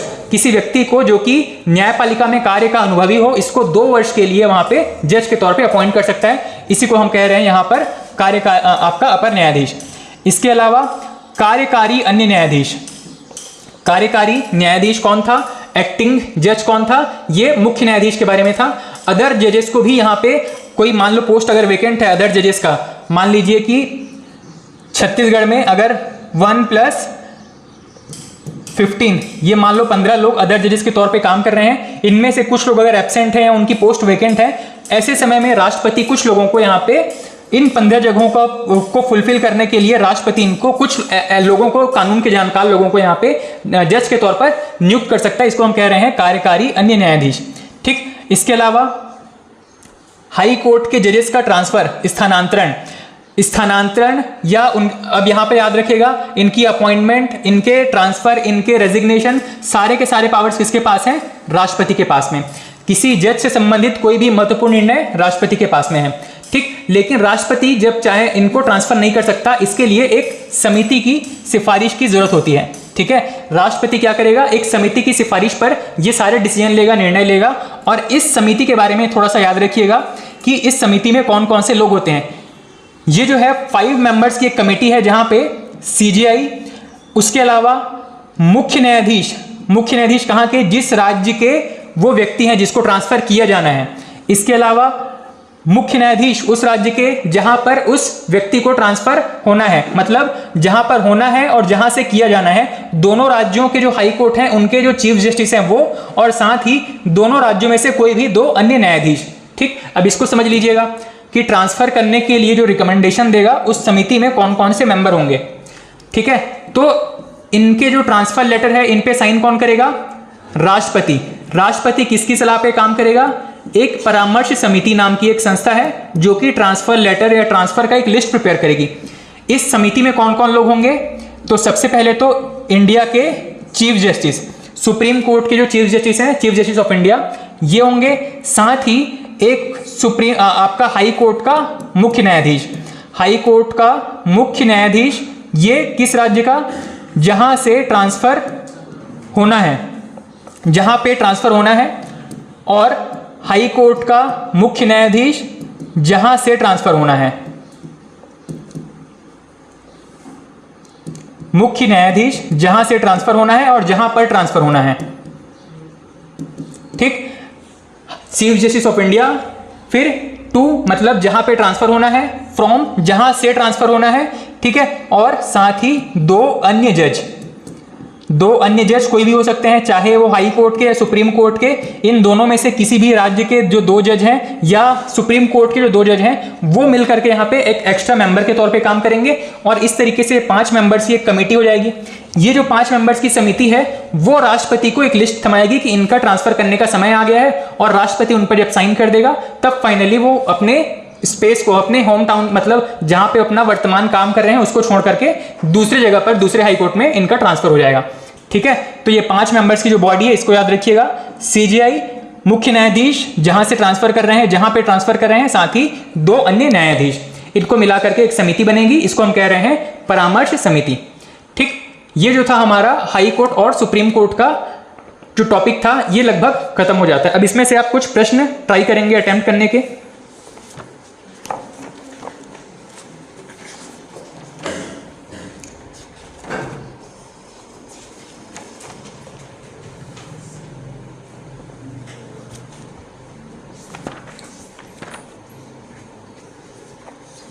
अच्छा, भारत में कितने हाई कोर्ट हैं वर्तमान में? 25 हाई कोर्ट हैं। और सबसे लेटेस्ट कौन सा है? सबसे लेटेस्ट राज्य कौन सा बना था?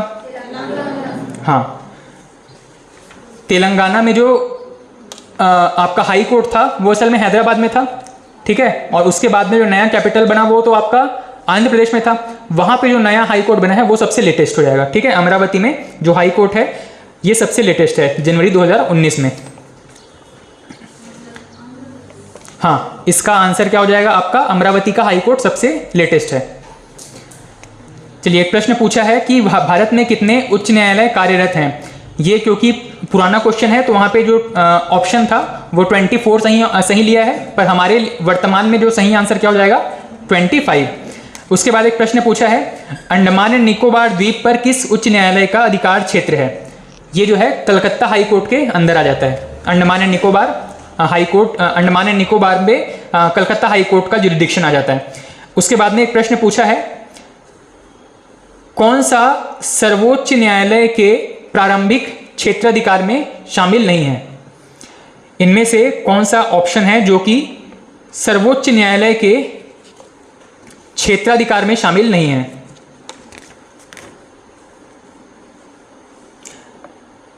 दो राज्यों के मध्य विवाद, दो राज्यों के बीच अगर विवाद है तो सीधे सुप्रीम कोर्ट जा सकते हैं। सेकंड है केंद्र और राज्य के मध्य विवाद, ठीक है, सेंटर स्टेट के बीच विवाद है तो सुप्रीम कोर्ट में जा सकते हैं। राष्ट्रपति के चुनाव पर विवाद, सीधे सुप्रीम कोर्ट जा सकते हैं। उपराष्ट्रपति के चुनाव पर विवाद, सीधे सुप्रीम कोर्ट जा सकते हैं, ठीक, हाँ, सीधे सुप्रीम कोर्ट जाएंगे। राष्ट्रपति उपराष्ट्रपति, इसके अलावा जो अदर हैं उनके चुनाव आयोग, ठीक। इसके बाद में लोकसभा के सदस्यों के चुनाव पर विवाद, लोकसभा सदस्यों के चुनाव पर विवाद, और एक है यहाँ पे राज्यसभा के सदस्यों के चुनाव पर विवाद। लोकसभा और राज्यसभा ये दोनों है वो कौन इसमें हस्तक्षेप करेगा? सेंट्रल इलेक्शन कमीशन, ठीक। उसके बाद में फिर से ये प्रश्न पूछा है, आपके कुल हाई कोर्ट की संख्या कितनी है? तो वर्तमान में 25। यदि किसी राज्य के हाई कोर्ट के न्यायाधीश को त्यागपत्र देना है तो किसे अपना त्यागपत्र देगा? राष्ट्रपति को। ऑप्शंस थे राष्ट्रपति, राज्यपाल, सीजेआई या फिर अदर जजेस को। तो राष्ट्रपति को त्यागपत्र देगा। यदि किसी हाई कोर्ट के न्यायाधीश की आयु के विषय में, उसकी एज के विषय में कोई प्रश्न उपस्थित होता है तो इसका निर्णय कौन लेगा? प्रश्न एक बार फिर से सुनिएगा। यदि किसी हाई कोर्ट के जो जजेस हैं उनके एज से संबंधित कोई क्वेश्चन निकल के आता है, कई बार ऐसा होता है ना कि हम मान लो एज ज़्यादा है लेकिन हमने अपने सर्टिफिकेट्स में एज को थोड़ा कम करवा के लिखवा लिया है, ठीक है। इस तरीके से मान लो कोई विवाद या कोई क्वेश्चन निकलता है फ्यूचर में, तो इस पर डिसीजन कौन देगा? ऑप्शंस हैं उच्च न्यायालय का मुख्य न्यायाधीश, ठीक है, मतलब हाई कोर्ट के जो चीफ जज हैं वो। सेकंड है उच्च न्यायालय के मुख्य न्यायाधीश की सलाह पर राज्यपाल। तीसरा है सर्वोच्च न्यायालय का मुख्य न्यायाधीश। और लास्ट है सर्वोच्च न्यायालय के मुख्य न्यायाधीश की सलाह पर राष्ट्रपति। ऑप्शन नंबर डी, सर्वोच्च न्यायालय के मुख्य न्यायाधीश की सलाह पर राष्ट्रपति। इसका एक रीजन क्या है? इसका एक रीजन अगर आप कॉन्सेप्चुअली भी इसको देखोगे तो रीजन ये है कि कोई भी जज की अपॉइंटमेंट का लिस्ट प्रिपेयर कौन करता है? कोलेजियम। कोलेजियम जब लिस्ट प्रिपेयर करता है तो ये पूरा डिटेल देखता है।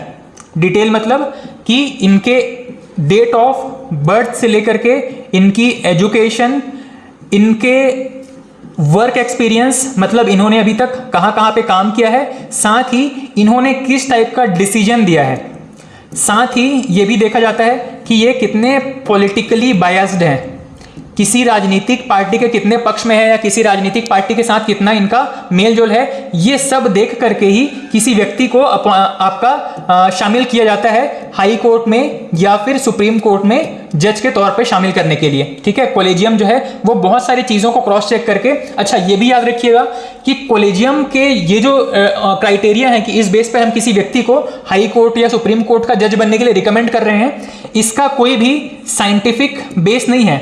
मतलब अगर उनको पूछा जाए कि आप किस आधार पर ये सारा लिस्ट प्रिपेयर करके दे रहे हो तो वो एक्सप्लेन नहीं कर पाएंगे। मतलब इनके पास कोई फैक्ट नहीं है कि इस कंडीशन पर हम किसी व्यक्ति को हाई कोर्ट सुप्रीम कोर्ट के लिए अपॉइंट करने का सजेशन दे रहे हैं। ठीक है, इसका मतलब ये है कि यहां पर इनकी क्या चल रही है, मनमर्जी चल रही है।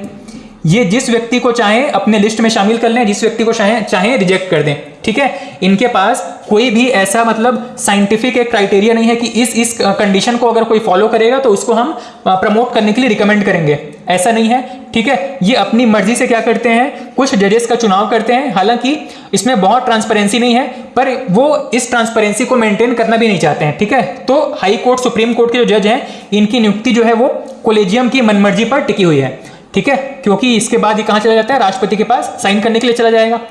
कोलेजियम जब ये देखता है कि किसी व्यक्ति के से रिलेटेड जो उसको हमने हिस्ट्री बायोडाटा हम चेक कर लिया है, इसी वजह से अगर मान लो कोलेजियम में आपके सीजीआई हैं और सीजीआई प्लस 4 अदर जो जजेस हैं, वो ये देखते हैं कि हमसे कोई गलती हो गई है, हमने यहाँ पर वेरिफिकेशन के टाइम में कुछ मिस्टेक कर दिया है। सीजीआई प्लस जो अदर 4 जज हैं, उनको ये महसूस होता है कि अगर यहाँ पे कोई मिस्टेक हुआ है हमसे रिकमेंडेशन लेटर प्रिपेयर करते समय, तो अपनी उस गलती को चाहे तो सुधार भी सकते हैं। अगर उनको पता चलता है कि कोई व्यक्ति जो है वो अपनी आयु गलत बता करके यहाँ पे अपॉइंटमेंट लिस्ट में शामिल हो गया है, ऐसी कंडीशन में वो उसकी अपॉइंटमेंट को निरस्त भी करवा सकते हैं। ठीक है, वो क्या करेंगे, राष्ट्रपति को सलाह देंगे कि ये जो व्यक्ति है अपना गलत जन्म तिथि बता करके हाई कोर्ट सुप्रीम कोर्ट में काम कर रहा है। उसके बाद में राष्ट्रपति उनके रेजिग्नेशन पर अपना साइन कर देगा। रेजिग्नेशन ना कहें कि उनको हटाने का जो प्रोसेस है वो शुरू हो जाएगा।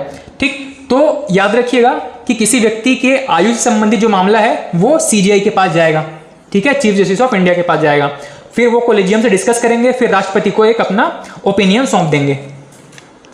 इस प्रश्न में हमारा आंसर क्या हो जाएगा, सर्वोच्च न्यायालय के मुख्य न्यायाधीश की सलाह पर राष्ट्रपति निर्णय लेगा। उम्र वाला जो कोई क्वेश्चन आता है उस समय। ठीक, तो बेसिक ऐसे ही प्रश्न पूछे गए हैं आपके हाई कोर्ट से। जनरली हम जो पढ़ रहे हैं वो थोड़ा सा 20-25%, 30% एक्स्ट्रा डेप्थ में जाकर के पढ़ रहे हैं, पर क्वेश्चन का लेवल कई बार एग्जाम में उतना भी नहीं है जितना कि हम पढ़ चुके हैं। ठीक है, तो आप जितना पढ़ रहे हैं कम से कम उतना उस पर कमांड करने की कोशिश करेंगे और उसके बाद में कुछ एक्स्ट्रा चीज पढ़ सकते हैं आप। चलिए एक नया टॉपिक स्टार्ट करते हैं। हाँ,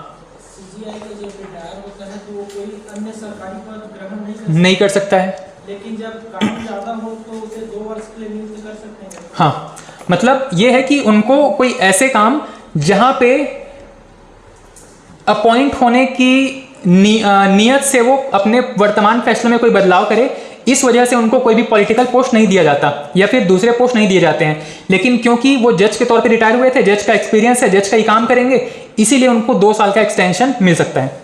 ठीक है, जैसे कि मान लो अगर उनको ये पता रहे कि अगर मान लो वो अभी सीजीआई के तौर पे काम कर रहे हैं और वर्तमान सत्ताधारी पार्टी के जो फेवर वाले जो मामले चल रहे हैं उन पे अगर ये डिसीजन देते हैं, पॉजिटिव डिसीजन देते हैं, तो इनको फ्यूचर में कोई लाभ का पद मिल सकता है जहां पर सैलरी बहुत अच्छी हो या फिर उस पोस्ट की डेजिग्नेशन बहुत अच्छी हो, पावर बहुत अच्छा हो। ऐसा अगर उसको पहले से पता हो तो वो क्या करेगा, उस सत्ताधारी पार्टी के फेवर में क्या करेगा, हमेशा अपने डिसीजन देते रहेगा। इसी वजह से ये क्लियर कर दिया गया है कि कोई भी सीजीआई या कोई भी जज अपने रिटायरमेंट के बाद में इस तरीके के पद ग्रहण नहीं कर सकता है। ये कौन से पद ग्रहण कर सकता है, या तो सीधे हाई कोर्ट या सुप्रीम कोर्ट में, अगर ये सुप्रीम कोर्ट का जज था तो सुप्रीम कोर्ट में इसको 2 वर्ष का एक्सटेंशन मिल सकता है, या फिर न्यायपालिका से संबंधित जो समितियां हैं इनका सदस्य या अध्यक्ष नियुक्त कर सकते हैं। ठीक है, या फिर इनको विधि आयोग में शामिल किया जा सकता है। विधि आयोग, लॉ कमीशन जो ये चेक करता है कि भारत में जो वर्तमान जो कानून बने हुए हैं, लागू हैं, वो कितने रेलेवेंट हैं, काम के हैं या नहीं है, इस चीज को क्रॉस चेक करने के लिए विधि आयोग काम करता है। इनका काम ही है, ये साल भर यही देखते रहते कि कौन सा लॉ काम का है, कौन सा काम का नहीं है, कौन से लॉ को हटा देना चाहिए। इस तरीके के बहुत सारे जो कानून है जो अंग्रेजों के जमाने से चल रहे हैं, उन सभी को ये वेरीफाई करते रहते हैं कि अभी काम के कौन से हैं, और मान लो कुछ काम का नहीं दिखता है तो उसको फिर संविधान में संशोधन करवा करके उसको हटा सकते हैं। ठीक है, तो सीजीआई या कोई भी जज जो है वो सुप्रीम कोर्ट के या हाई कोर्ट के, इनको ये कुछ पोस्ट मिल सकते हैं, अदरवाइज कोई भी पॉलिटिकल पोस्ट ही नहीं ले सकते हैं।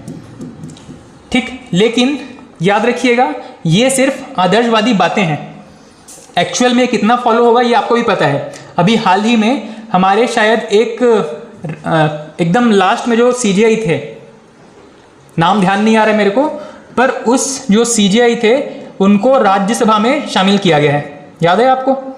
इनको राज्यसभा का मेंबर नियुक्त किया गया है, राज्यसभा सदस्य नियुक्त किया गया है। सबसे लास्ट में हमारे सुप्रीम कोर्ट के जज कौन है जिन्होंने राम मंदिर विवाद पे अपना डिसीजन दिया था? राम मंदिर विवाद पे आर्टिकल 370 पे डिसीजन दिया था इन्होंने। ठीक है, चलो ये नाम हम पता चल जाएगा, पर याद रखेंगे इनको राज्यसभा का सदस्य नॉमिनेट किया गया था, इलेक्शन नहीं लड़े थे, नॉमिनेट किया गया था राष्ट्रपति के द्वारा। ठीक, तो ये जो है वो एक्सेप्शनल केस हैं, इनको बहुत क्रिटिसाइज भी किया गया था कि आप जो है वो मतलब जुडिशरी से रिटायर हुए हैं और आप पॉलिटिक्स में एंटर कर रहे हैं, ऐसा नहीं होना चाहिए करके बहुत सारे लोगों ने इनको क्रिटिसाइज भी किया था, आलोचना भी किया था, लेकिन इन्होंने किसी की बात नहीं सुनी है और मतलब अपने पोस्ट पे भी काम कर रहे हैं राज्यसभा के सदस्य के रूप में। ठीक, उसके बाद में हाँ, जैसे कि मैंने कहा था कि हमें नेक्स्ट टॉपिक स्टार्ट करना था पंचायती राज के बारे में, क्योंकि पंचायती राज में बहुत लिमिटेड चीज़ें दी गई हैं। जो 4 पेज का जो नोट्स है वो बिल्कुल सफिशिएंट नहीं है। किसी अदर एग्जाम में जहाँ पे पंचायती राज को ज़्यादा पूछता नहीं है उसके लिए तो पर्याप्त है, उसके लिए बस इसको आप एक बार रिवाइज करके जा सकते हैं। पर सीजीपीएससी या व्यापम में जहाँ पर बहुत ज़्यादा वेटेज है आपके पंचायती राज का, नगरीय निकाय का, वहाँ पर ये जो नोट्स है बिल्कुल भी पर्याप्त नहीं है। ठीक है, इसी वजह से इस चीज़ को मैं यहाँ पर स्किप कर रहा हूँ और इसका जो पूरा नोट्स है 70-80 पेज का शायद वो एक नोट्स होगा, वो मैं पहले अपलोड कर दूंगा, आप चाहे तो वहाँ से पढ़ सकते हैं, या फिर हम इसको भी किसी एक क्लास में या 2-3 क्लास लगा करके इस तरीके से कंप्लीट करने की कोशिश करेंगे। ठीक, नेक्स्ट अगर आप चाहें तो हेडिंग डाल सकते हैं, अगर नोट्स बना रहे हैं तो इमरजेंसी या आपातकाल, इमरजेंसी या आपातकाल। ये भी एक बहुत इंपॉर्टेंट टॉपिक है जहां से रिसेंट ईयर्स में क्वेश्चन पूछे गए हैं, पहले भी पूछे जाते रहे हैं। आपातकाल, आपातकाल कौन से भाग में दिया गया है? संविधान के भाग 18 या 20? 18 में। 20 में क्या दिया गया था? संविधान संशोधन।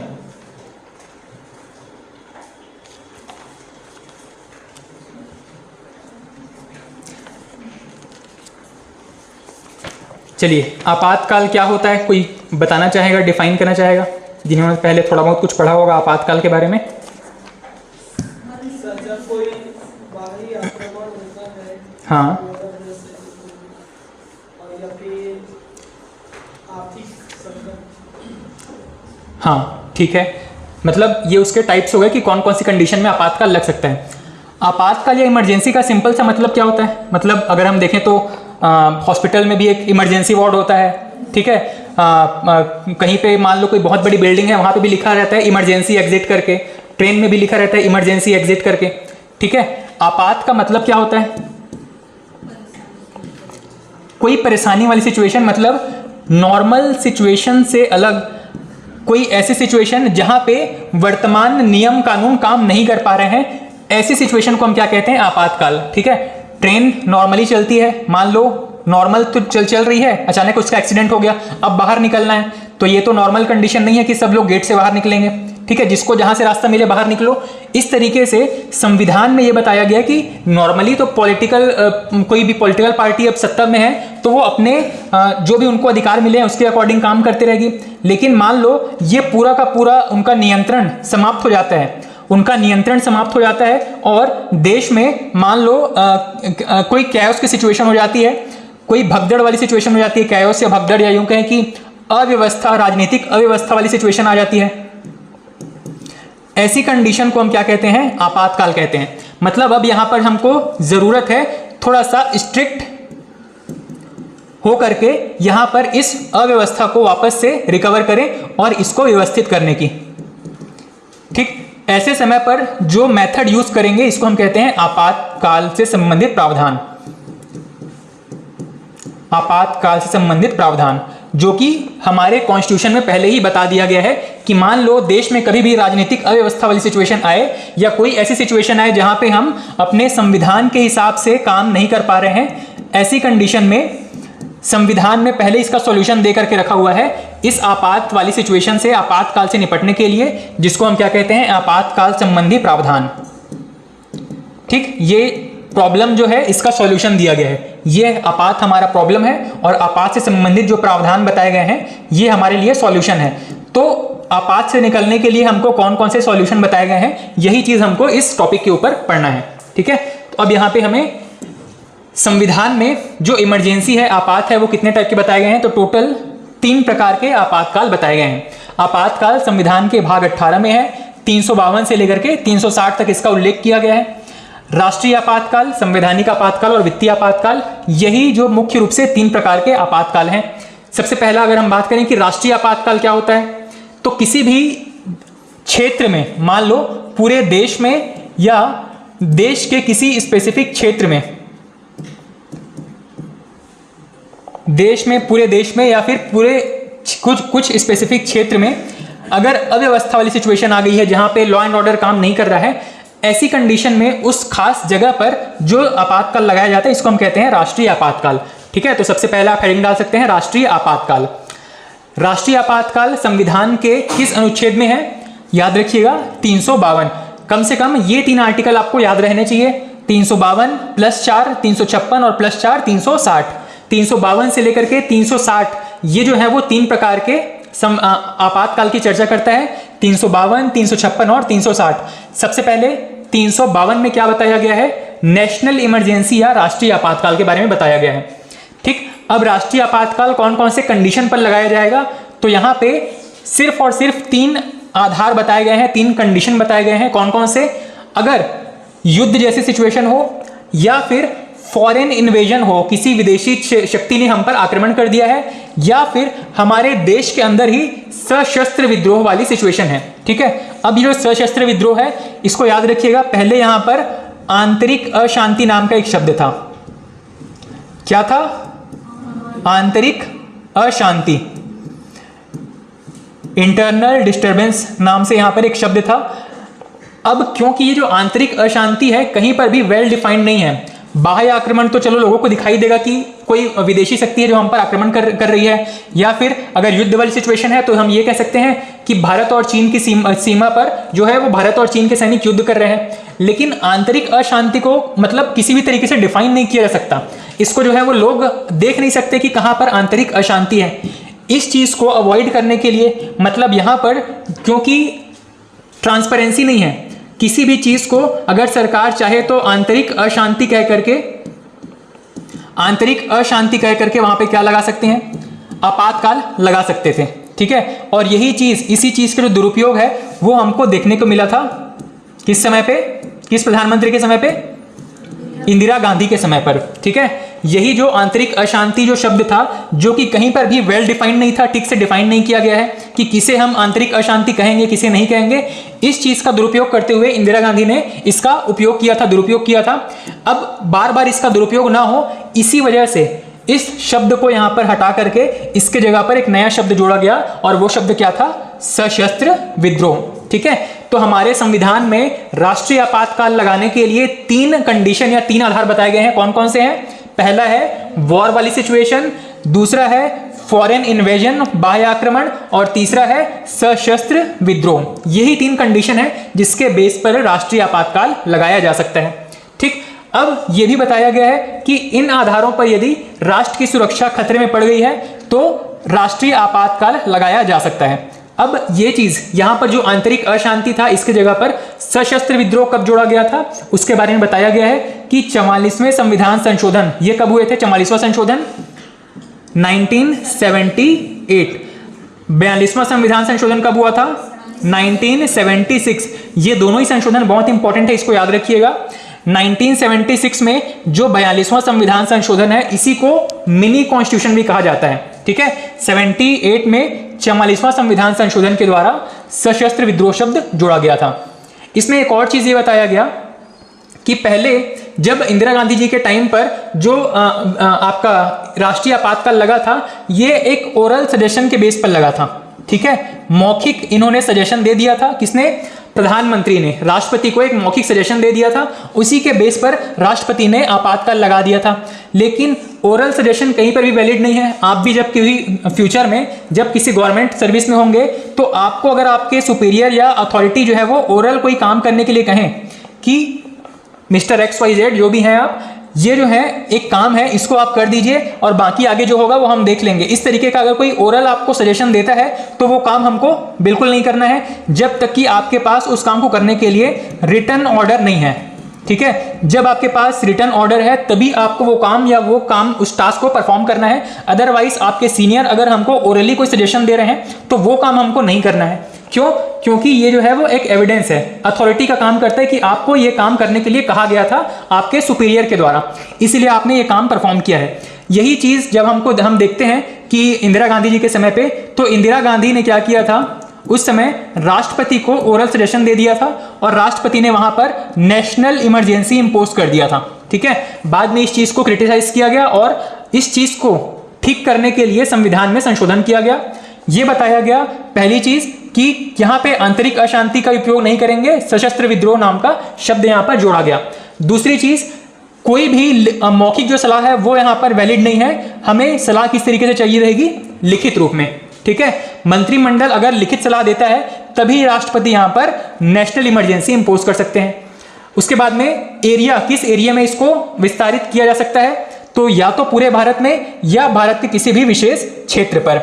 ठीक है, मान लीजिए हमें नेशनल इमरजेंसी इंपोज करना है, राष्ट्रीय आपातकाल लगाना है, तो या तो पूरे भारत में, भारत जो है वो यूनियन टेरिटरी सहित पूरे देश में एक साथ लगा सकते हैं, या फिर किसी क्षेत्र विशेष में, जैसे कि मान लो नागालैंड में लगाना है, नागालैंड हो गया आपका, असम हो गया, अभी जिस हिसाब से वहां सिचुएशन चल रही है तो असम में ये कहकर कि वहां पर लॉ एंड ऑर्डर की सिचुएशन ठीक नहीं है, वहां की राज्य सरकार के काबू से बाहर हो रही है, ये कहकर के वहां पर नेशनल इमरजेंसी लगाया जा सकता है। नेशनल इमरजेंसी में नेशनल शब्द से आप कंफ्यूज नहीं होंगे। ठीक है, नेशनल इमरजेंसी में जो नेशनल शब्द लिखा है इसका मतलब है कि राष्ट्रपति का पूरा वहां पर कंट्रोल हो जाएगा, लेकिन इसका यह मतलब नहीं है कि पूरे देश में एक साथ ही लगाया जाना है। ठीक है, राष्ट्रपति जो है वो चाहे तो पूरे भारत के लिए या फिर किसी क्षेत्र विशेष पर इसको लागू करवा सकता है। ठीक, ये तो थी बिल्कुल बेसिक सी बातें जो आपको याद रह जाएंगी। मुझे कॉन्फिडेंस है कि इतनी बातें आपको याद रह जाएंगी। जो दिक्कत आने वाली है वहां से हम अपनी चीजें शुरू करते हैं। जिन चीजों को लेकर के थोड़ी सी प्रॉब्लम आएगी उसको हम लास्ट में एक टेबल के फॉर्म में प्रिपेयर करेंगे ताकि कंपेरेटिवली आप तीनों को याद रख पाओ। सबसे पहली चीज, समय सीमा, नेशनल इमरजेंसी या राष्ट्रीय आपातकाल कितने समय तक लागू रह सकता है। अब इसमें कंडीशन देखते चलेंगे। सबसे पहला, जब राष्ट्रपति ने मान लो आज के दिन ये कहा कि आज से हमारे देश में राष्ट्रपति नेशनल इमरजेंसी लागू होगी, उस तिथि से 1 माह तक ये लागू रह सकता है। किस कंडीशन में? संसद की सलाह या संसद का परमिशन लिए बिना, संसद के बहुमत से इसको पारित किए बिना कितने समय तक लागू रह सकता है? 1 माह तक लागू रह सकता है। मान लीजिए आज 7 सितंबर है और 7 अक्टूबर तक का समय खत्म हो गया है। 7 अक्टूबर से पहले ही अगर संसद को लगता है या प्रधानमंत्री को लगता है कि इमरजेंसी और आगे बढ़ाना चाहिए था, अब इस कंडीशन में क्या किया जाएगा, इसे आगे और कितने समय तक बढ़ाया जा सकता है? तो एक बार में मैक्सिमम 6 माह के लिए और आगे बढ़ा सकते हैं। लेकिन किस तरीके से इसको बढ़ाएंगे? तो संसद के बहुमत से। संसद के कितने बहुमत से? 2/3 बहुमत से। संसद के जो सदन है उसमें जो मेंबर्स प्रेजेंट एंड वोटिंग है उसके 2/3 बहुमत से इसे कितने समय के लिए? तो 6 माह के लिए एक बार में आगे बढ़ा सकते हैं। उसके बाद में 6 माह बाद मान लो आज 7 सितंबर को लगता है कि इसको इंपोज करना चाहिए। 7 सितंबर को राष्ट्रपति ने इस पर साइन कर दिए। 6 अक्टूबर को हमको यह समझ में आ गया कि हमें इसको और एक्सटेंड करने की जरूरत है, तो ये 7 अक्टूबर को खत्म होना चाहिए था, पर 6 अक्टूबर को इसको और आगे बढ़ा दिया गया 6 महीने के लिए। अब यहां से कितना आगे बढ़ेगा ये? 6 अक्टूबर से लेकर के नवंबर, दिसंबर, जनवरी, फरवरी, मार्च और अप्रैल, ये जो है वो 6 अप्रैल तक और लागू रह सकता है। ठीक है, संसद ने एक बार परमिशन दे दिया तो 6 अप्रैल तक और लागू रहेगा। इसके बाद भी हमको ये लगता है कि इसको और आगे बढ़ाने की जरूरत है, तो 6 अप्रैल से फिर से हम चाहें तो 6 महीने के लिए आगे बढ़ा सकते हैं और इस तरीके से 6 महीने करके कितने समय तक बढ़ा सकते हैं? तो यहां पे कोई भी समय निर्धारित नहीं है। ठीक है, 2-3 चीजें अब आप मुझे रिवाइज करवाएंगे कि सबसे पहले जब इसको लागू करेंगे तो कितने समय के लिए लागू होएगा? सबसे पहले रहेगा ये 1 माह के लिए। 1 माह बाद भी अगर हम संतुष्ट नहीं होते हैं, राष्ट्रपति संतुष्ट नहीं होता है कि कंडीशन नॉर्मल हो चुकी है, तब कितने समय के लिए आगे बढ़ाएंगे इसको? 6 माह के लिए। कितने बहुमत से? संसद के कितने बहुमत की आवश्यकता होगी? 2/3 बहुमत से इसको आगे बढ़ा सकते हैं। ठीक है, इस 6 माह के बाद भी हमको लगता है तो कितने समय के लिए आगे बढ़ा सकते हैं? फिर से 6 माह के लिए आगे बढ़ा सकते हैं। और ये कितने समय तक के लिए बढ़ा जा सकता है? कोई भी सीमा निर्धारित नहीं की गई है, कितने भी समय तक इसको बढ़ाते रह सकते हैं 6-6 माह करके हुए। ठीक है, तो सबसे पहले 1 माह के लिए, फिर 6-6 माह करके कितने भी लंबे समय तक चाहे तो इसको कंटिन्यू कर सकते हैं। ठीक, अब इसके बाद में आपातकाल के दौरान मान लो लोकसभा अगर काम नहीं कर रही है या भंग हो गई है, ऐसी कंडीशन में क्या होगा? ऐसी कंडीशन का सॉल्यूशन क्या बताया गया है? यहां पर एक कंडीशन हमको बताया गया कि संसद के 2/3 बहुमत से लागू होगा, है ना? संसद के 2/3 बहुमत से इसको 6 माह के लिए लागू रख सकते हैं। अब मुझे वापस से बताइएगा कि लोकसभा स्थायी सदन है या अस्थायी सदन है? Very good. लोकसभा परमानेंट है या टेम्परेरी है? हाँ, अस्थायी है या टेम्परेरी है। और राज्यसभा स्थायी है। इसका मतलब है कि अगर कहीं पे आपातकाल लागू है और मान लो लोकसभा का 5 साल का काम खत्म हो चुका है, तो एक संभावना यह भी है कि संसद की जब बात करें, संसद के 2/3 बहुमत से पास करने की बात करें, तो राज्यसभा से तो 2/3 बहुमत मिल जाए, पर क्योंकि लोकसभा विघटित हो चुकी है, काम नहीं कर रही है, इसलिए यहां से ये 2/3 बहुमत वाला मतलब कोई वोटिंग करने के लिए मेंबर्स ही नहीं है, इसलिए वहां से पास नहीं हो पाएगा। अब इस कंडीशन में क्या होगा? यहां पर जो राज्यसभा है केवल यही संसद के रूप में काम करेगी और ये अपने 2/3 बहुमत से इसको पास कर देगी। 2/3 बहुमत से पास करके इसको लोकसभा के लिए भेज तो देगी, पर क्योंकि यहाँ पर वो अभी वोटिंग करने के लिए कोई मेंबर्स प्रेजेंट है ही नहीं, यहाँ पे चुनाव हुए नहीं है, इसीलिए ये बिल यहाँ पर या ये जो रेजोल्यूशन है वो यहाँ पे पेंडिंग रहेगा। और जैसे ही नई लोकसभा चुन करके आएगी, उसके 1 माह के अंदर इस पर डिस्कशन हो करके, वोटिंग हो करके ये राष्ट्रपति के पास पहुंच जाना चाहिए। ठीक है, कितने माह के अंदर? 1 माह के अंदर। अब वापस से याद करेंगे, शुरुआत में इसको कितने समय के लिए लगा सकते थे? 1 माह के लिए। फिर कितने समय के लिए एक्सटेंड कर सकते थे? 6 माह के लिए। कितने बहुमत से? 2/3 बहुमत से। कितने समय तक एक्सटेंड हो सकता है? डिफाइन नहीं है। कितने समय के अंदर लोकसभा के द्वारा इस पर सहमति मिल जानी चाहिए? तो लोकसभा अगर अब काम नहीं कर रही है तो नई लोकसभा चुन करके जब आती है, उसके 1 माह के अंदर इस पर उनके निर्णय हो जाने चाहिए। ठीक है, वोटिंग हो जानी चाहिए। यही चीज यहां पे बताया गया है। उसके बाद में अगर ये जो राष्ट्रपति आपका नेशनल इमरजेंसी था, इसको समाप्त करना है, फोर्सफुली इसको समाप्त करना है, तो किस तरीके से समाप्त कर सकते हैं? कौन कौन से कंडीशन है? ये जो प्रश्न है यहाँ पे पूछा गया था, पीएससी में ये प्रश्न पूछा गया था कि राष्ट्रीय आपातकाल को समाप्त करने के लिए कौन कौन से तरीके हो सकते हैं। तो सबसे पहली चीज, क्योंकि राष्ट्रपति ने इसको लागू किया था, राष्ट्रपति जब चाहे इसको समाप्त कर सकता है। ठीक है, लेकिन एक चीज हम हमेशा पढ़ते हैं, क्या चीज? किसकी सलाह पर काम करता है? मंत्रिपरिषद की सलाह पर काम करता है। ठीक है, मतलब सरकार के ऊपर है कि वो कब आपका नेशनल इमरजेंसी लगवाना चाहे और कब इसको समाप्त करवाना चाहे। ठीक है, ऑफिशियली किसके साइन होते हैं? राष्ट्रपति के लिए। इसीलिए हम ये कह रहे हैं कि राष्ट्रपति कभी भी आपातकाल को समाप्त कर सकता है, कभी भी लगा सकता है, कभी भी समाप्त कर सकता है। दूसरी चीज, जब संसद का 2/3 बहुमत प्राप्त ना हो, हमने यही चीज देखा ना ऊपर में कि दोनों हाउसेस से इसको 2/3 मेजोरिटी से पास होना जरूरी है। मान लो एक हाउस ने पास कर दिया, दूसरे में पास नहीं हुआ, अगर दूसरे से वोटिंग हुई है, पास नहीं हो पाया है, उसी समय जो राष्ट्रीय आपातकाल है वो समाप्त हो जाएगा। तीसरी चीज, ये फैक्ट जो है वो एग्जाम में पूछा गया था, लोकसभा कितने सदस्यों के हस्ताक्षर से आपातकाल को समाप्त करवा सकता है? तो लोकसभा अपने 1/10 सदस्यों के हस्ताक्षर से आपातकाल को समाप्त करवाने का प्रस्ताव रख सकता है, और इसको अगर 14 दिन के भीतर साधारण बहुमत से इसको पास करवा देते हैं तो आपातकाल समाप्त हो जाएगा। ठीक, अब ये जो 2-3 कंडीशन है, इसको वापस से आप बताते चलेंगे कि किस किस तरीके से आपातकाल समाप्त हो सकता है। यह किसकी बात हो रही है? राष्ट्रीय आपात की।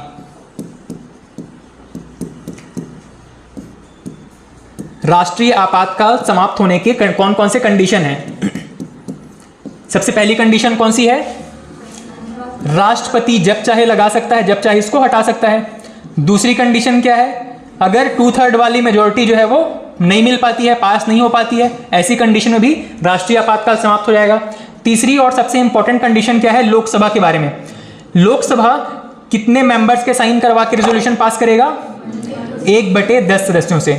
1/10 सदस्यों के हस्ताक्षर वाला कोई डॉक्यूमेंट अगर राष्ट्रपति के पास भेजा गया है तो मान लो ये 14 दिन के अंदर इस पर जब डिसीजन हो जाता है, वोटिंग कर देंगे, इस पर एक रेजोल्यूशन लेकर के आएंगे, 1/10 सदस्यों के इस पर हस्ताक्षर रहेंगे और 14 दिन के भीतर अगर इसको बहुमत से लोकसभा से पास करके भेज दिया गया है राष्ट्रपति के पास में, ठीक है, तो राष्ट्रपति इसको हटाने के लिए बाध्य हो जाएंगे, राष्ट्रीय आपातकाल को समाप्त कर दिया जाएगा। ठीक है, लोकसभा के 1/10 मेंबर्स के साइन रहेंगे, 14 दिन के भीतर इसको राष्ट्रपति की अगर सहमति मिल जाती है राष्ट्रपति के पास भेजेंगे और उसी समय से ये जो है वो राष्ट्रीय आपातकाल समाप्त घोषित कर दिया जाएगा। ठीक है, इस तरीके से ये जो था आपके राष्ट्रीय आपातकाल के बारे में था। अब राष्ट्रीय आपातकाल जब लगता है तो पूरे देश में या जिस क्षेत्र पे राष्ट्रीय आपातकाल लगा है उसके कौन कौन से इफेक्ट या प्रभाव देखने को मिलते हैं। सबसे पहला, संसद का जो कार्यकाल है, मान लो पूरे देश में अगर लगा है तो संसद का कार्यकाल कितने वर्ष के लिए बढ़ाया जा सकता है? 1 वर्ष के लिए, एक बार में 1 वर्ष के लिए बढ़ाया जा सकता है, जैसा कि 1966, 67 इस टाइम पे बढ़ा था, 68 तक इसको बढ़ाया गया था। ठीक है, 1966 से लेकर के 67 और 68 तक इसको 1-1 वर्ष करके 2 बार बढ़ाया गया था, आपातकाल लगा हुआ था उस समय। दूसरी चीज, जो राज्य सूची के विषय हैं इस पे कानून बनाने का अधिकार किसको मिल जाएगा? संसद को। ठीक है, केंद्र जो है वो ज्यादा मजबूत हो जाती है। उसके बाद में यह जो आपातकाल लागू होने के 6 माह बाद ये जो कानून है वो समाप्त हो जाता है। मतलब जो राज्य सूची के विषय में अगर कोई कानून बना दिया है संसद के द्वारा तो आपातकाल समाप्त होने के 6 माह बाद ये जो कंडीशंस है, जो कानून बनाए गए होंगे, ये सब समाप्त हो जाएंगे। उसके बाद में संघ की कार्यपालिका राज्य की कार्यपालिका को निर्देश दे सकती है। इसका मतलब ये है कि यहाँ पर जो संसद है वो राज्य विधानमंडल को जिसमें कि विधानसभा विधान परिषद है, इस विधानमंडल को या विधानसभा विधान परिषद को ये क्या कर सकते हैं? निर्देशित कर सकते हैं। उसके बाद में युद्ध एवं बाह्य आक्रमण आधारित आपातकाल के दौरान आर्टिकल 19 समाप्त हो जाएगा। ठीक है, कौन कौन सा समाप्त नहीं होगा? आर्टिकल 20, 21 ये कभी भी समाप्त नहीं होता है। ये कुछ इफेक्ट हैं आपके आपातकाल के बारे में, राष्ट्रीय आपातकाल के बारे में ये कुछ इफेक्ट हैं। जैसे कि सबसे पहला इफेक्ट क्या पड़ा? संसद का जो कार्यकाल है कितने समय तक बढ़ा सकते हैं? 1 वर्ष के लिए। कितने बार बढ़ा सकते हैं? 1-1 वर्ष करके कितने बार भी बढ़ा सकते हैं। ठीक है, इसके अलावा हमारा जो फंडामेंटल राइट्स हैं इसमें से कौन से फंडामेंटल राइट्स समाप्त नहीं होंगे? आर्टिकल नंबर 20 और 21। ठीक है, ये जो 2 वाला डिजिट जहां से स्टार्ट होता है इसके आगे के 2 फंडामेंटल राइट स्टार्ट नहीं होंगे। आर्टिकल नंबर 19 के बाद क्या आएगा? 20, 2 वाला डिजिट स्टार्ट हुआ, 2 वाला स्टार्ट हुआ और 21।